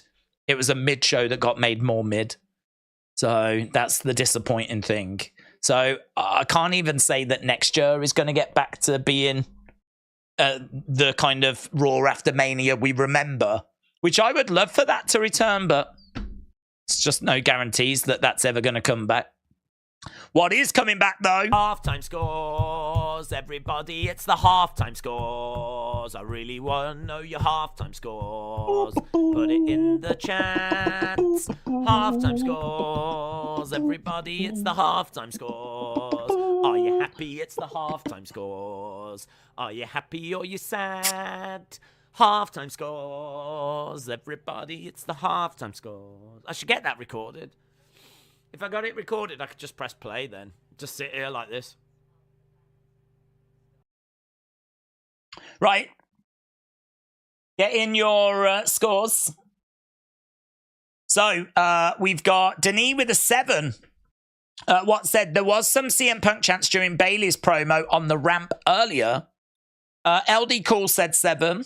Alex Bliss Gamer said 7. Bad Karma says 4. Perry King said 7. George said 7.5. I'm liking the episode. Victoria said 5. Danny D says 4.5. WWE AEW fan said 6.5. Spike Hunter said 3, 2, 1 out of 10. Reyes said 7. King Yeti said 5 to 10. Kieran says 9. We've got Ray with an 8, Trini with a 6, Mark with a 5, Stephen with a 7, Leonard with a 6.75, the BDP said 5.2, Tingalin said 5.5, the Curse One said 5, Jobson said mid-show 7.5, Mike says yeet, Very Irish Potato with a 6, Jason Retro Wrestle said 6.5, Sonny said 6, Ledge Killer says 6, We're a bit all over the road on this, aren't we? But lower scores than what we saw, I think, for Raw.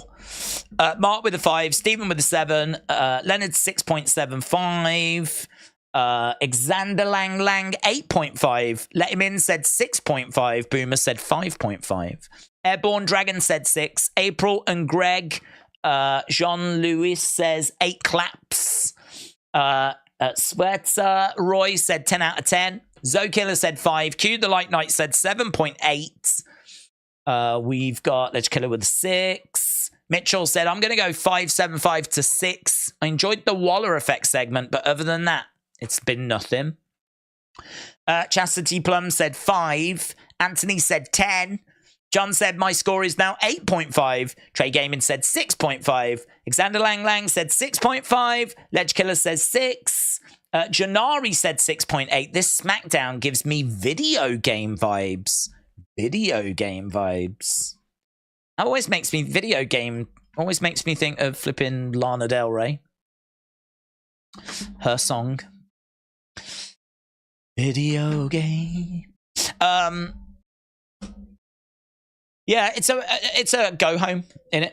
It feels like a go home. It feels like we're just sort of spinning our wheels a little bit. We've got a lot of matches that just don't really matter. We had the tag title match earlier, but we knew we were getting that anyway. And then, like, you know, the women's match doesn't mean anything. The Grayson Waller match didn't mean anything. Nice pop for LA Knight coming out. The opening segment was a bit flat. I mean, it was fine. It wasn't terrible, but it was just a bit off. It was just like a bit flat. It was just not... It wasn't punchy enough. It lacked a bit of impact. But it's hard, isn't it? Because what can you actually do? I mean, the match is made. We know what we're getting, and we're getting it tomorrow. So, you know, what can you do? That's why go-homes are go-homes.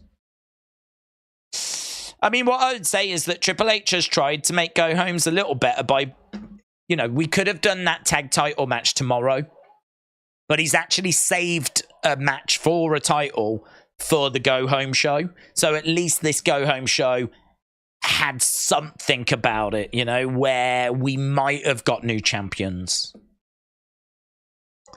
Carlito is in the ring. He still hasn't got a microphone, though. What's he waiting for? Thought he'd have had a microphone by now. Carlito against Santos Escobar. Matt said, what's your ratio allowance of good bad segments? Are you happy with one excellent segment for every 5 lackluster segments, or do you need more? No.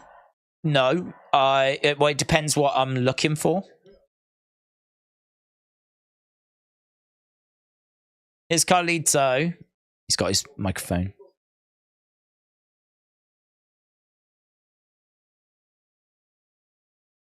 First match at a premium live event in over 13 years. And that's cool.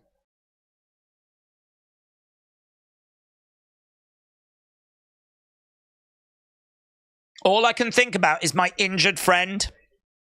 All I can think about is, where is your apples gone?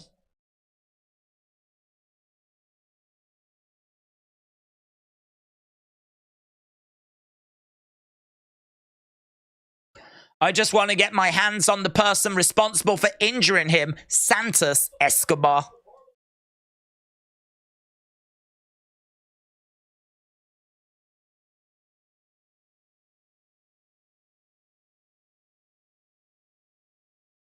I'm going to say this in Spanish. Oh.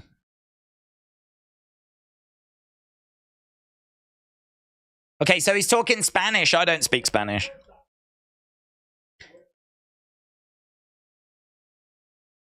So he's got a message for Santos. He said this will be his first premium live event match in 13 years.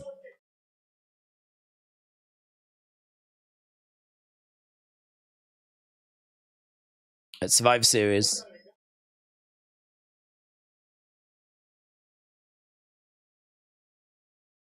You made a very big mistake. Dun. Dun, dun, dun. Legado. Here is Santos. Santos feels like a star, man. I think this breakup's been good for him. And not having the... He's on his own as well.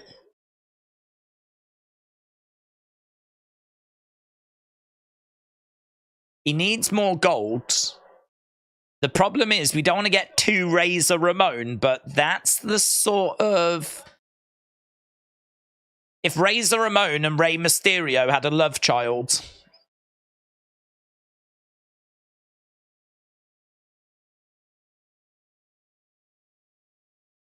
Okay, so I don't know what he was saying, but Santos has come down. You don't even represent the LWO colors.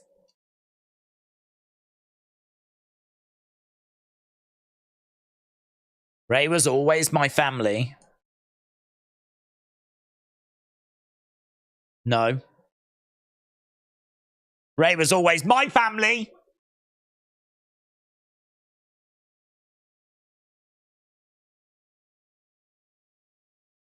Rey can be everyone's family, guys. Calm down. It's because of you that Rey's not healthy. It's because of you that Rey can't walk. Rey will never come back, and it's because of you.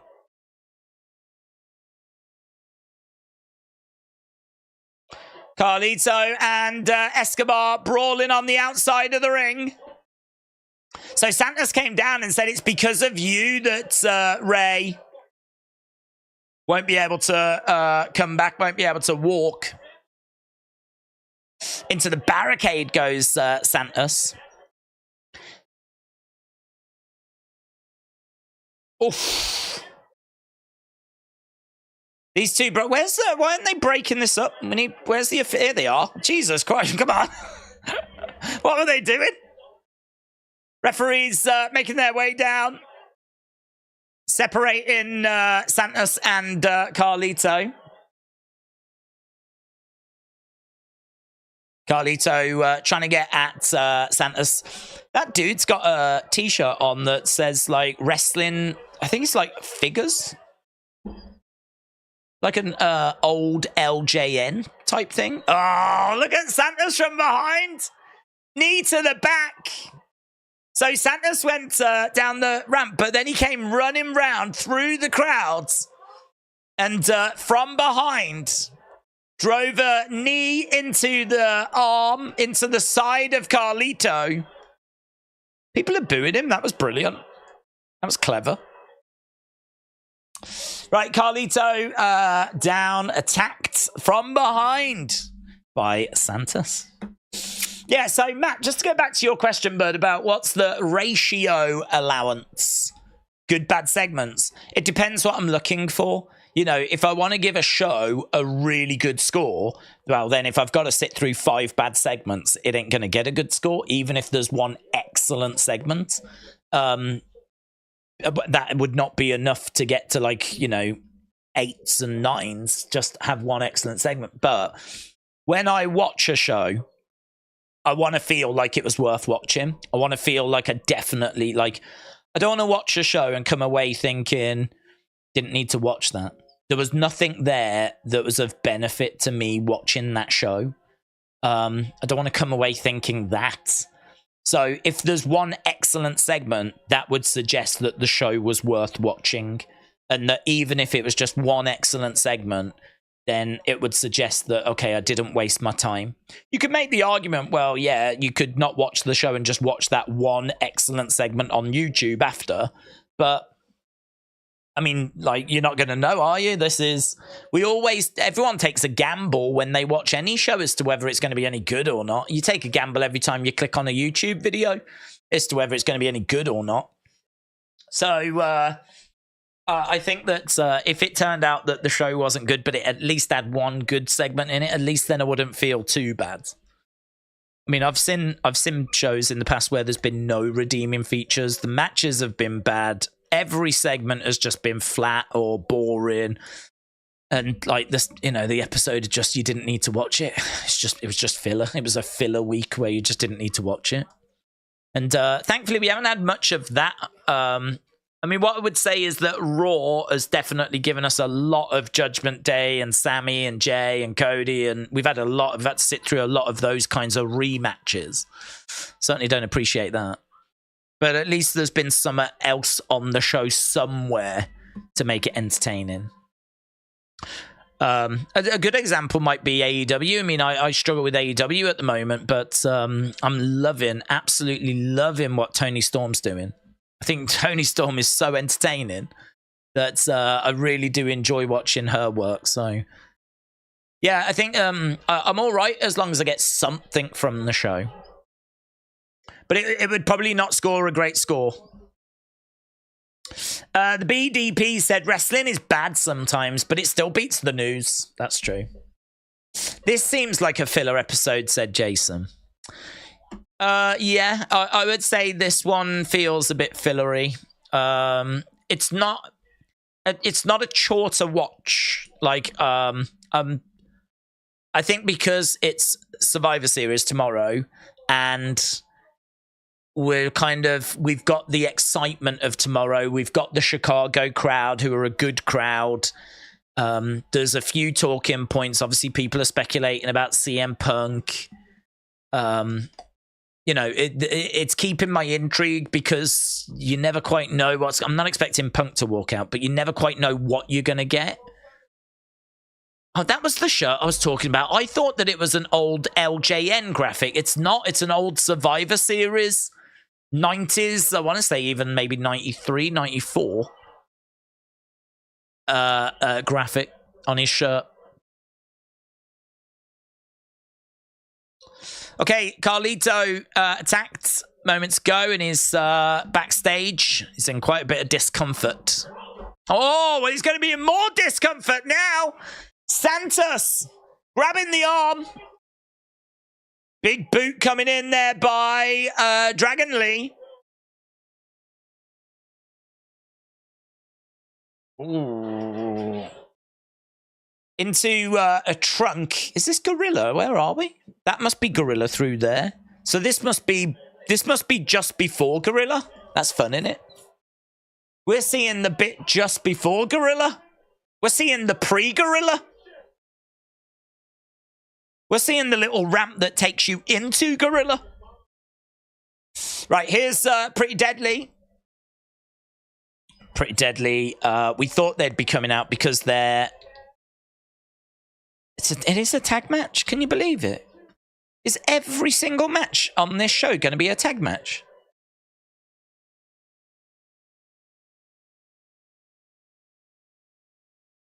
Who are they taking on?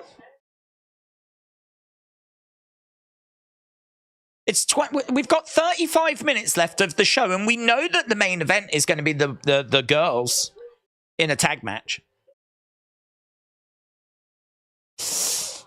Mitchell said it's called the monkey position. Very good. The monkey position leading to the gorilla position. Good. I tell you what, I mean, to have like that ball in the background and the slow-mo and everything, they do invest in them, don't they? Pretty Deadly. We've seen a bigger mirror ball though before. Oh, it's the Brutes. That feels like a smaller ball. Fight night. Right. Days, what was the last pay-per-view you just wanted to turn off the TV and go to bed, said Gregor. Well, I don't think we've had a disastrous one under Triple H. I think there's been excellent ones, and then, unfortunately, I would say since SummerSlam, and maybe even including SummerSlam, I didn't think SummerSlam this year lived up to expectation. I didn't think it was as good as previous SummerSlams. I thought last year's SummerSlam, I remember last year, I unfortunately had to choose between SummerSlam and UFC because UFC had a massive pay-per-view show, right? So what we did was I did UFC on this channel and we did the SummerSlam watch-along with Triple T on the Wrestling Escape Pod channel. We were trying to do the best of both worlds. We were trying to do it all, right? And I remember watching UFC, and I had SummerSlam on, of course. And I kept glancing over at and there was just all this amazing stuff that was going on. Like Bailey returning, and Dakota, and EO, and flipping Brock coming down in a tractor, and flipping the ring up and everything. I'm just sat here watching all this stuff going on SummerSlam. Like, oh, this is just immense. Is this show, like, is this the best show ever? What's going on? I was missing it all. So from that day, I swore I wouldn't miss another WWE pay-per-view. I wasn't going to miss one. And actually, Triple H has been doing a great job with the pay-per-views. But unfortunately, I didn't think SummerSlam this year was anywhere near as good. And I think the shows since have been a little mid. They've not been bad, and they've not been to the point where I've wanted to turn them off. But they've been a bit mid.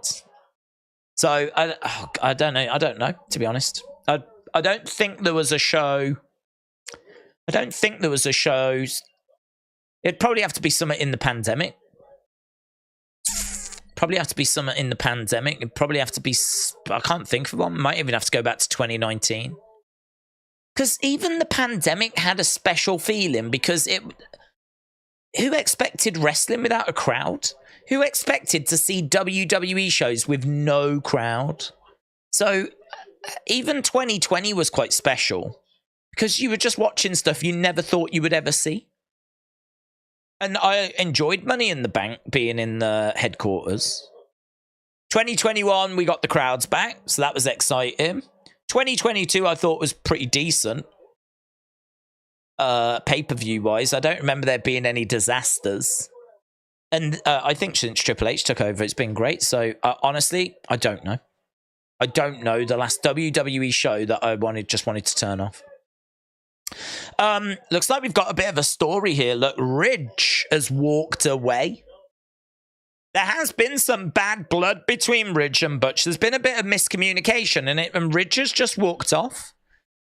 If this is going to lead to the return of Pete Dunne, then this might be the greatest moment in wrestling history. If this is going to lead to the end of the Brawling Brutes, and for Pete Dunne to go off on his own, let's flipping go. So Ridge has walked away. He's gone to the back, leaving Butch on his own. Butch is having to deal with Pretty Deadly all by himself. Kick coming in there by Butch. Butch is doing all right on his own, though. Butch is doing all right. Butch looking to big boot down. Oh, man, out and 1, 2. Cool, kick out. Can you imagine if Butch won this by himself? But who do you think would make the US Championship prestigious? I would go with LA Knight. I think LA Knight's the guy because he's super over. The crowd really want him to have a championship. And I think just really builds up how awful Logan Paul is. Just have Logan Paul be really disrespectful. I mean, I saw him make a comment and I thought, brilliant, more of that. He made a comment where he was like, I don't know who's had this belt. They were talking about the belt and he's like, I don't know who's had it before, but I'm sure it must be some good people. And I saw a load of wrestling channels like, I can't believe he doesn't know who's had that belt before. He should have looked it up, blah, blah, blah, blah, blah. That's exactly what he should be saying. He should be saying more of that. He should be really annoying people, upsetting people, like, and really disrespecting the title. I mean, really, he should just be like leaving it lying around. Just really disrespecting it so that when a babyface beats him for it, it's going to feel more satisfying. Don't want him talking about how prestigious it is and all that. I want him like saying it doesn't mean nothing and like laying into it. So, yeah, LA Knight is the pick for me. That's the play, WrestleMania.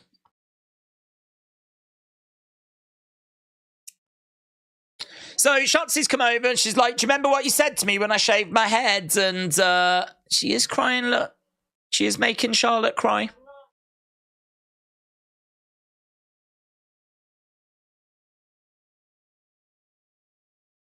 I'm sure that Becky is just as hurt by the past as what you are.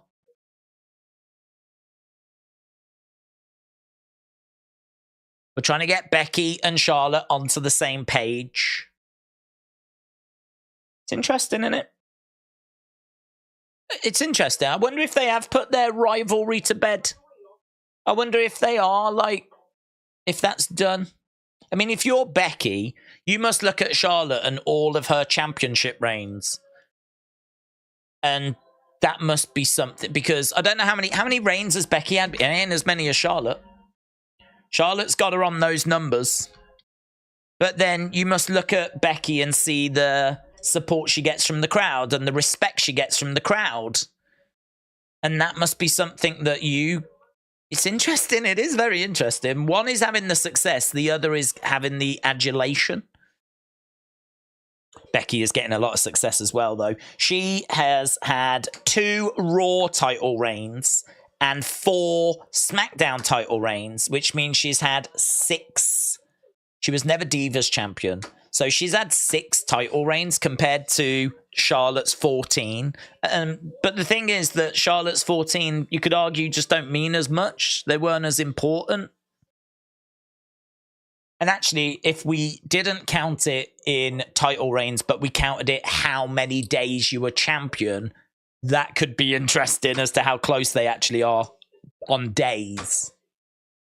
So, you know, either way, Becky's not got the number of title reigns that Charlotte does. And I'm sure that's, you know, something that might stick in the throat a little bit. But then equally, Charlotte does not have the love and adulation that Becky enjoys. And then that probably sticks in the throat a bit as well. Why can't they all just come together? Come together, be friends, and take over the world. Because honestly, Becky and Charlotte as a tag team, I think they could win the titles. I really do. I do. I think they could. I do. I'm sorry. I've said it. I think they could. If they were on the same page and in a tag team, I think they would beat Chelsea and Piper. I do. I've said it. Not many people brave enough to say it, but I've said it. I mean, actually, when you think about it, there's not really anything for them to come together over. They don't need to be friends. The tag belts, I don't think really do mean a great deal. So what do they need to come together for? Matt, shout out to you, my friend. I really appreciate the support.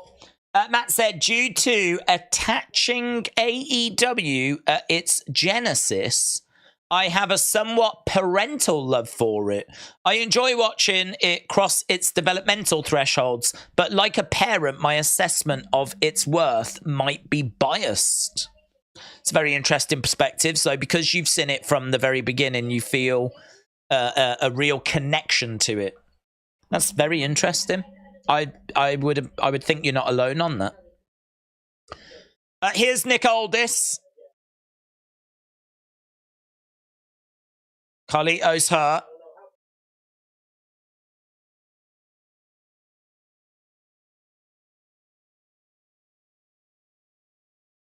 Oh, match has been postponed. Dragon Lee said, don't postpone the match.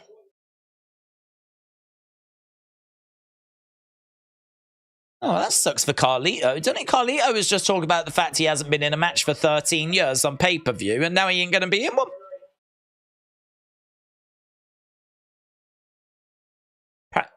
Perhaps he's got a little injury, an actual injury.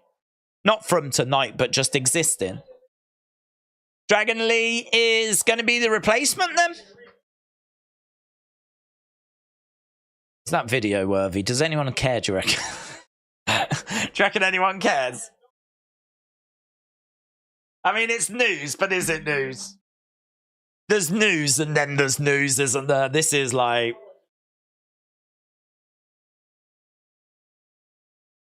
I'll leave it. Do you know what?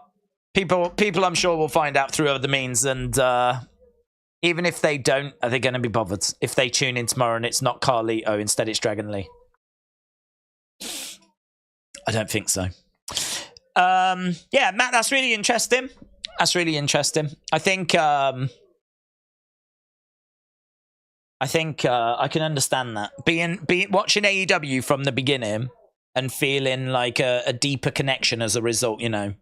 Feeling like this is my promotion. This is a promotion I can get behind. I've seen everything, you know.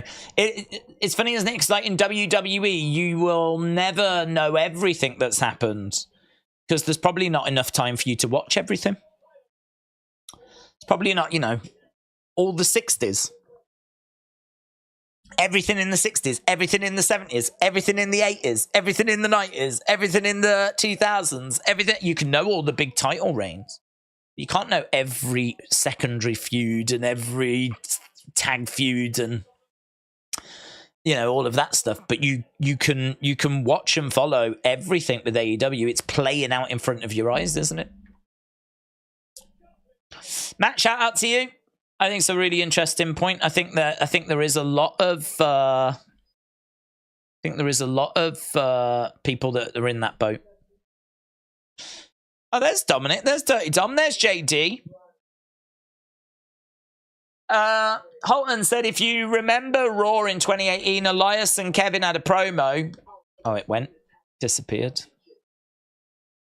Wrestle Andy said, it's crazy. We never got Ronda Becky.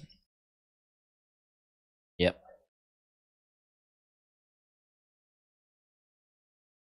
It's the female Hogan Flair.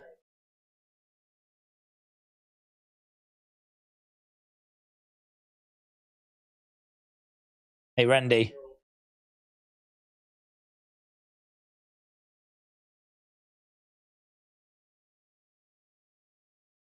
The Judgment Day are going to make sure you don't have another comeback. Is Becky? Charlotte?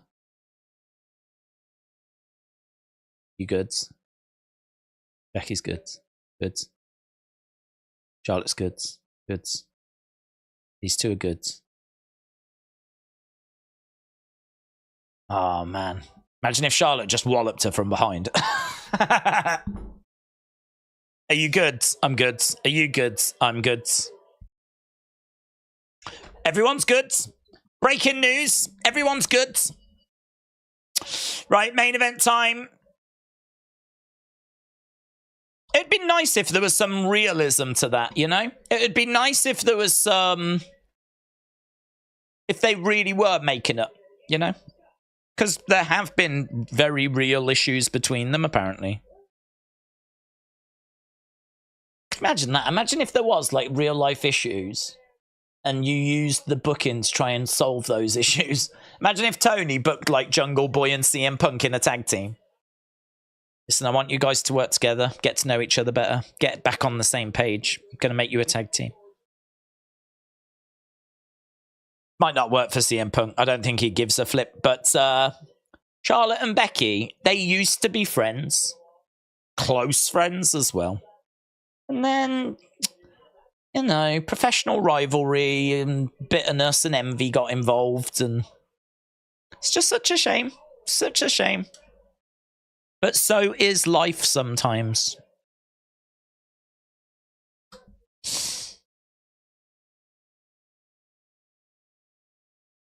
I don't know where that #7 came from. Right, main events. How long we got? 19 minutes. Brody said, do you think CM Punk returns tomorrow? I don't know. I don't. No, I don't know. I don't. Comma, no. Where is Logan and the US title? He's done nothing since winning it, and now we've got 2 part-time champions. Well, I think this is part of the reason why I think it was a good thing for him to win it, because I don't like celebrities in wrestling, as is very famously known. And I was fine with him winning it, because I think you want to annoy people, you want to upset people, you want to frustrate people, because you want then the baby face to give you what you want. So you want someone that's going to be there on a regular basis. Logan ain't doing that. You want someone that's going to know the history of the US Championship. Logan ain't doing that. You want someone that's going to treat the belt a bit more respectfully. Logan's been putting pictures of him wearing it in the shower, wearing it in bed. He has been treating the belt as the prestigious championship that it is, you know?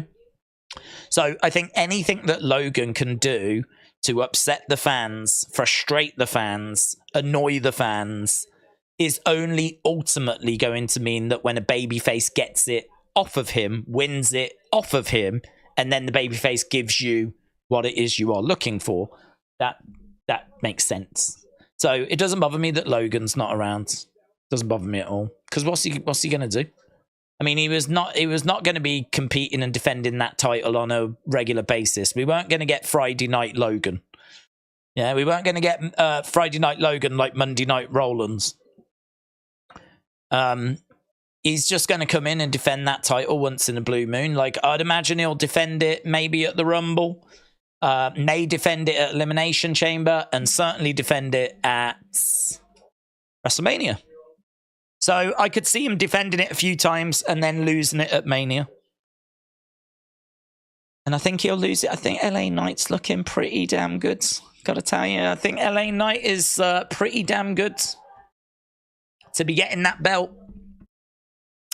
Kappa says, ever have a mate turned mortal enemy? Have I ever had a mate turn mortal enemy? No.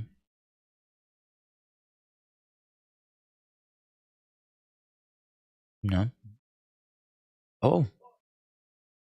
It's Black Friday, LA Knight.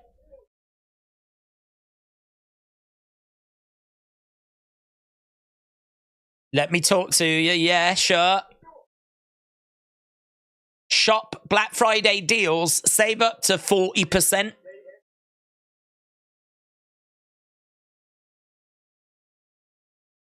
I love those brawling buddies. They're good. Quick, simple, to the point. No, the only one that I could think of was when I was at secondary school, there was a girl. I mean, you've got to remember I was like 11, 12, right? So don't judge me by what I'm about to say. But when I was at secondary school, there was a girl who I quite liked. And I wasn't used to liking girls at that point because at primary school I was all about football. Well, I wasn't actually. I was about playing with friends and doing stuff. But yeah, so like there was a girl all of a sudden that caught my eye, and I remember that she made fun of one of the teachers, and I went and told the teacher. Bad, weren't it? Don't judge me on that.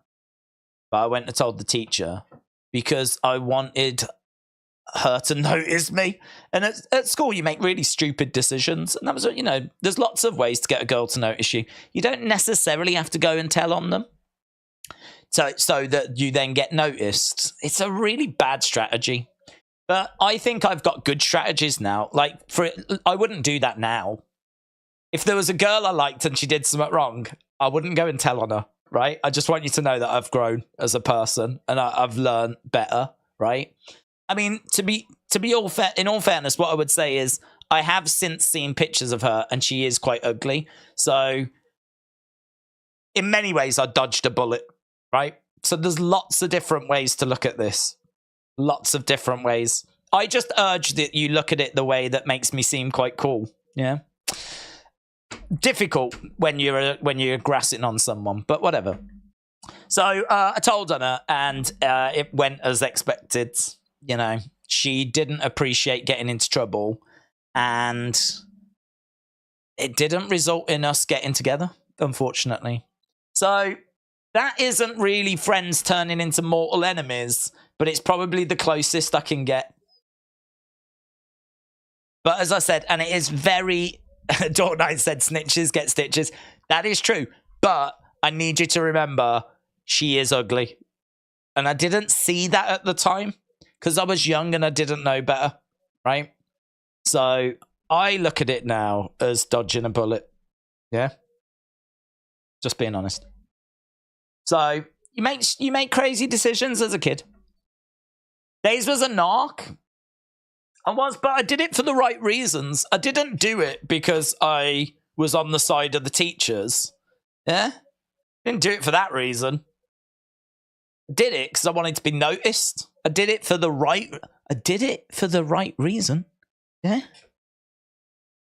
It's fine to dob someone in it if you're doing it for the right reason, guys. Come on. Jeez. Where did the moral police come from? You was a Texas tattlesnake. A Texas tattlesnake. I've never heard that before. It was a dark day. It's not a moment I'm proud of. King Yeti says, King Yeti, appreciate the support, man. King Yeti said, hear me out. Okay. Montez Ford wrestled. Ford cars are built in Detroit. Okay. Which is fairly close to Chicago. Okay. Shotzi is on the show. And a lot of people get shot in Chicago. Okay.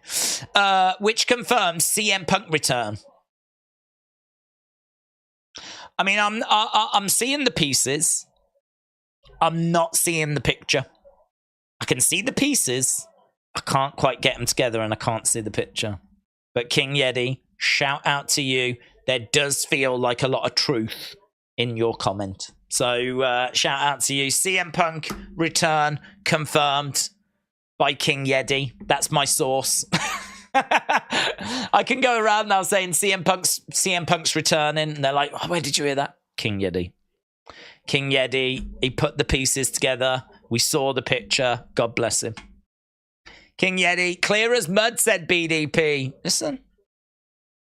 It's right there. If you're choosing to not see it, that's not King Yeti's fault, is it? Trini said, Black Friday sale. Drop a like on the stream and get 2 naked days hugs for the price of 1 thumbs up. Hey, think about that, boys. Hey, 2 naked days hugs. I would like some merch that's not just the normal like t-shirts, stuff like that. I would like to drop some merch that's a bit more interesting, you know? I don't know that I could I don't know what it would look like, and it certainly couldn't be naked hugs. You know, it's not really merch, is it? It's more an experience. I mean, that would be an experience. But I do like the idea of offering up something that's different. No, I wouldn't be able to do that, though. But you know what I mean? Wrestling Days. Radio. Wrestling Days self-stirring mug. That kind of stuff. So, one day I will get round to having a look at some merch opportunities. We've done t-shirts before. They're dull. Everyone does t-shirts. I mean, everyone must have t-shirts by now. But does everyone have socks? Does everyone have boob tubes? Eh?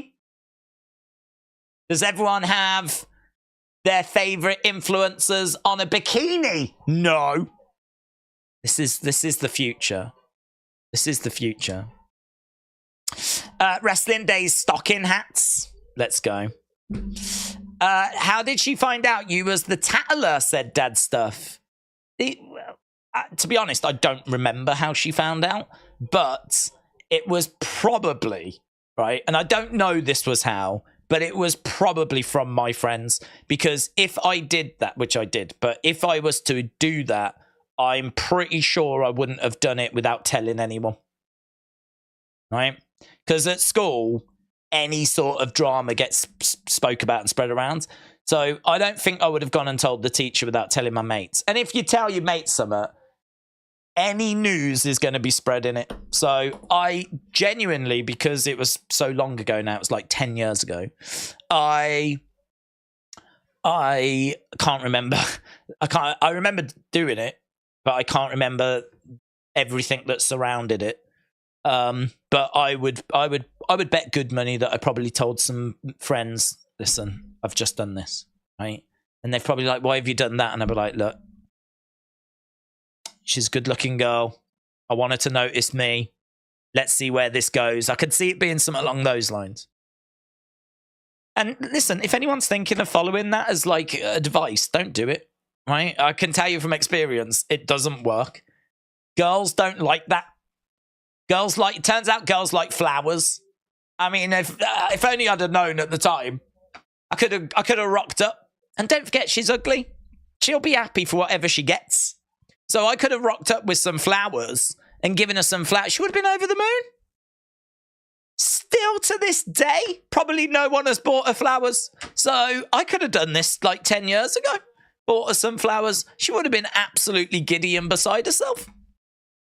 But no, that's not the approach I took, was it? No. Flipping muggins here. Thought I could get attention a different way. So I undoubtedly told my friends, and then they, would have got around. And think about that as well. Think about that. Think about like it going around whispering that I had gone and told a teacher on some. No one ever said anything to me, but my reputation must have been in the gutter. My reputation must have been on fire. No wonder I kept getting chose last for the soccer games. That and the fact I was awful. I can't say it ever hurt my reputation, mainly because I never had one. It never like hurt my social standing because I was always pretty much like, kept myself to myself. So it didn't affect anything, but yeah, looking back on it now, that probably, I mean, I've never regarded it as my proudest moment. This is really good therapy for me, by the way. I'm glad I'm getting this off my chest now. And if I could just speak to the younger me, I would say don't do it. So if you're watching and you like someone at school right now, don't do that. Go and buy flowers. Well, find out if they're in a relationship first, because you might get yourself into some trouble if they're already seeing someone. But if they're free and they're available, go and get some flowers. Chocolates, perfume, stuff like this, yeah? That's what girls like. And if they laugh at you, they laugh at you. But do you know what, right? Something else that you don't really realise at the time, when you're at school, and certainly in my case, I was always worried of failing, trying to get a girl and failing. That was always a concern. Like, oh, I couldn't think of anything more embarrassing than a girl turning me down. And the amount of times I could have approached girls but didn't, because I didn't want that rejection. Whereas when you're an adult, you sort of learn, like, it doesn't matter. Like, shooting and failing is, like, just part of life. But your friends will respect the fact you are trying, because they are probably in the same boat where they don't want to fail either. So the fact you're out there actively trying gets you man points. You get man points for that. So I would say, if you're at school and there's someone you like the look of, if they're single, get the flowers, get the chocolates, go about it the right way. And if you get rejected, you get rejected. You're still going to get them sweet man points. I'm sure you'll get them sweet man points. Guys respect guys that shoot the shot, that take the chance, that roll the dice. That wasn't me. I was a little tattletale nerd. That's what I was. I was a tattletale nerd that watched wrestling. I would love to go back and beat up the young me. I really would. If I could bully the young version of me, I would. I deserved it. I deserved to get bullied. I didn't get bullied enough. I should have been bullied more. Asuka with a code breaker. Charlotte gets her shoulder up. Miss Quake said, me too, Days. Me too. I'm telling you, we're all in that boat. There's some guys out there that work it out when they're young. There's some guys out there that, do you know what I mean? They just seem to be born with the knowledge. But the rest of us have to work it out. It took me a while to work it out. And that was a misstep. Elbow drop by Bailey. Asuka and Bailey are a good team. It's a good main event, this, actually. It's a shame it doesn't mean anything. But Becky and Charlotte working together is a pretty fun main event. Kappa said Days. Oh, we read that one. That's how we got to this. So, Kappa, well done. It led to a very fun story. One that I'd emotionally shut off and locked away. Tag, in comes Becky, clothesline. Becky again, down goes Asuka. Single leg drop kick there by Becky. Mitchell said, limited edition Days beanies would be awesome. That would be awesome. I think like that makes sense, doesn't it? It's still a bit predictable. I'd much rather like a Wrestling Days candle, you know? Like Wrestling Days lampshade. I just feel like items of clothing are a bit overdone. So I'm into like, I don't know, Wrestling Days letter opener. So, I don't know, next year, maybe I'll get around to having a look at some of those things. But I agree, a Wrestling Days beanie would probably make the most sense. I think a Wrestling Days How to Pick Up Girls book would make a lot of sense as well. Certainly if I write it from the perspective of what not to do. I think we could get somewhere. Disarmor applied by Big Time. And if you're a girl watching this, I can't help you. Just know that guys are idiots. They're stupids. Just like cattle, like cows. Just, we don't know what we're doing. Just walking around bumping into things. So if we do some stuff that's a bit confusing, there's a good chance we don't know why we've done it either.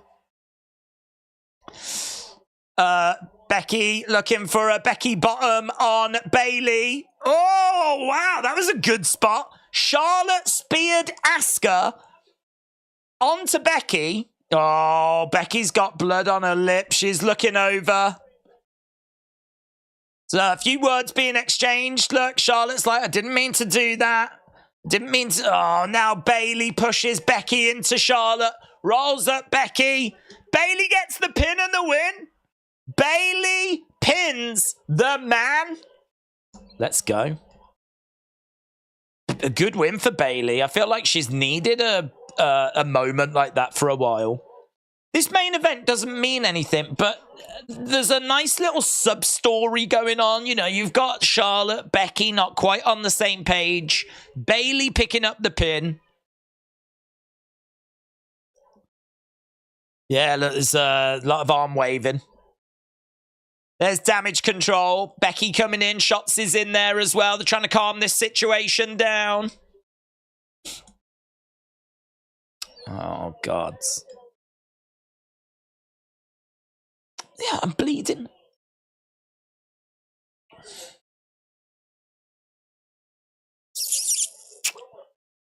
Drama. Drama.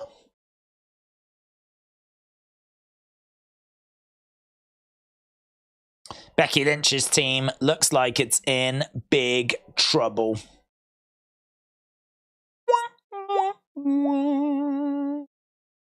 There we go. That was SmackDown. I think it was a perfectly fine watch. I didn't find myself getting bored. I think that the ending, the last match, even though it was just throwaway, you know, still had the classic, can they coexist? Can they coexist? Ah! It's been done many times. It'll be done many more. Can they coexist? Right, what did you score WWE Smackdown? Let's put this on the community tab. See what people think. What did you score WWE Smackdown? Did you give it an all-time rating? Was it an all-time show? Was it great? That was really great. I think great's like 7.5 or above. I think all-time is like 9 to 10. I think great is like 7.5 to 9. I think good is probably 6.5 to 7.5. I think okay is probably about 5 to 6.5. And then bad is, I mean, anything that's going to start with a 4, I think you've got to say that's bad.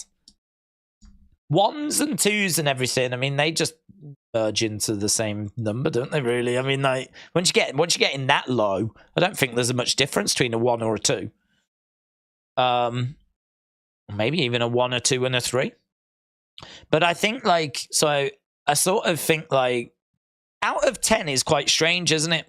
Because I think there is a big difference between a 6 and, like, an 8. There's a big, big difference there. I think 6 is average. I think 8 is where you're getting into great. So I think those two numbers are really quite far apart. But there's no difference between not much difference between a 1 and a 3. There are two numbers apart, but that doesn't feel quite as big a gap as like a 6 and an 8 or a 7 and a 9. Think about that one. Think of a 7 and a 9 and how big of a gap that is compared to like a 2 and a 4. Basically, what I'm saying is the top 10 is broken.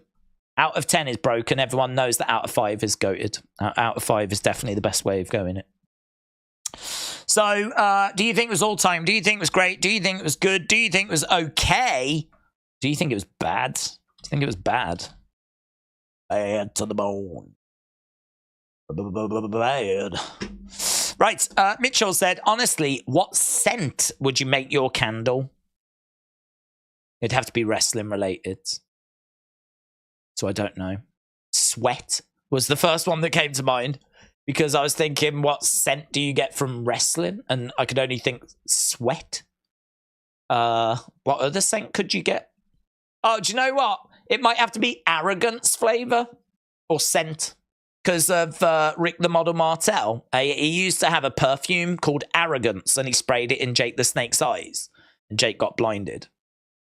And then they did that match, the blindfold match. So Arrogance would not be a bad scent to go for. I might get hit with a copyright, though. Do WWE still own a copyright for a scent called Arrogance, though, in 2023? I really don't know. I don't know. And I've seen other people have done shirt designs based on WWE designs. And what happens is they get a cease and desist letter, which is like, you are encroaching on this copyright. Please stop selling these items. So if I ever did do a candle and had it as a scent called Arrogance, which could just be anything, couldn't it? I mean, I'll fob you guys off as the second I can, like, at the drop of a hat. I'll just get a vanilla scented candle and call it Arrogance, and then charge double the price. I mean, that's how you do it. That's how this works. You up the price times 3, but it's actually just like, do you know what I mean?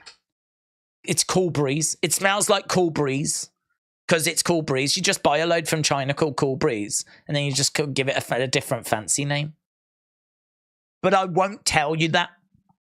I'll call it Arrogance and say the scent is a mystery. But I'm telling you now, it's just going to be a load of stuff I buy from China, really cheap. And then I'll 3x the price, right? I'm warning you now. Because I appreciate the fact people are here now, right? And if you're here now and you're still here by the time we do this, that's dedication. You deserve to know that the people that join this channel in the future, I'm ripping them off.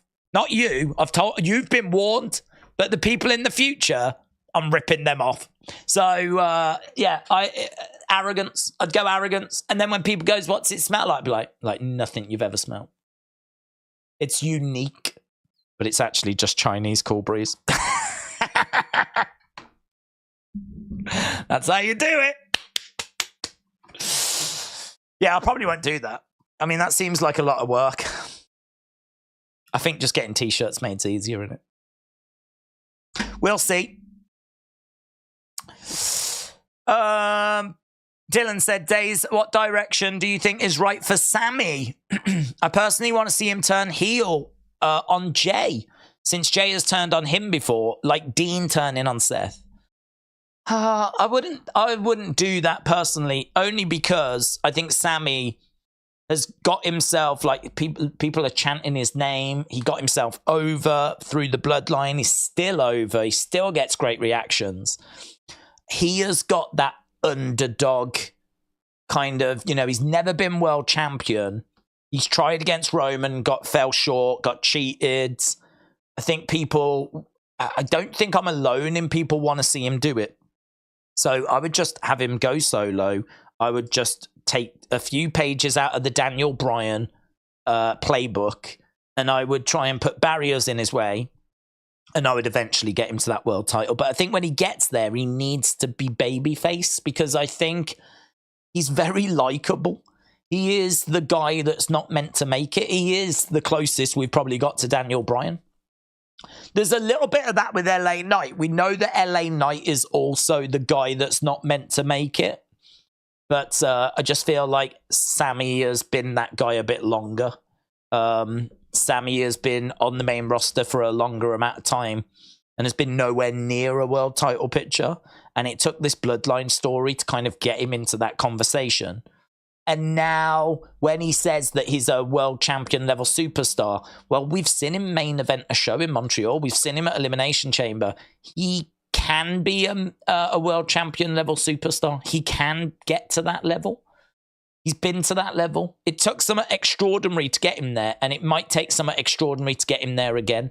But I hope when he gets there as a baby face. So it is interesting. Is someone going to turn on someone? All that kind of stuff. They absolutely could. They absolutely could. I think that's hard to predict, because there's people saying Randy might come in and turn. He might do. There's people saying that Jay might snap. He might do. It might be that they all work together fine, and it's actually Judgment Day that have the issues. The other thing as well is that Damage Control feels a bit too big to me, so it feels like that's not sustainable with having Bailey and Asuka in the same group. I think that that's going to split at some point. Is that tomorrow? And then if you do a split with Damage Control, can you really afford to do a split with the other teams as well? Or is it just not going to look a little bit too similar? So actually, there's 2 War Games matches. There's 4 teams I think there's a good chance that there'll be a split in one of them. They've teased a split with Becky and Charlotte tonight. So that tease is there. Probably means they're going to work together fine.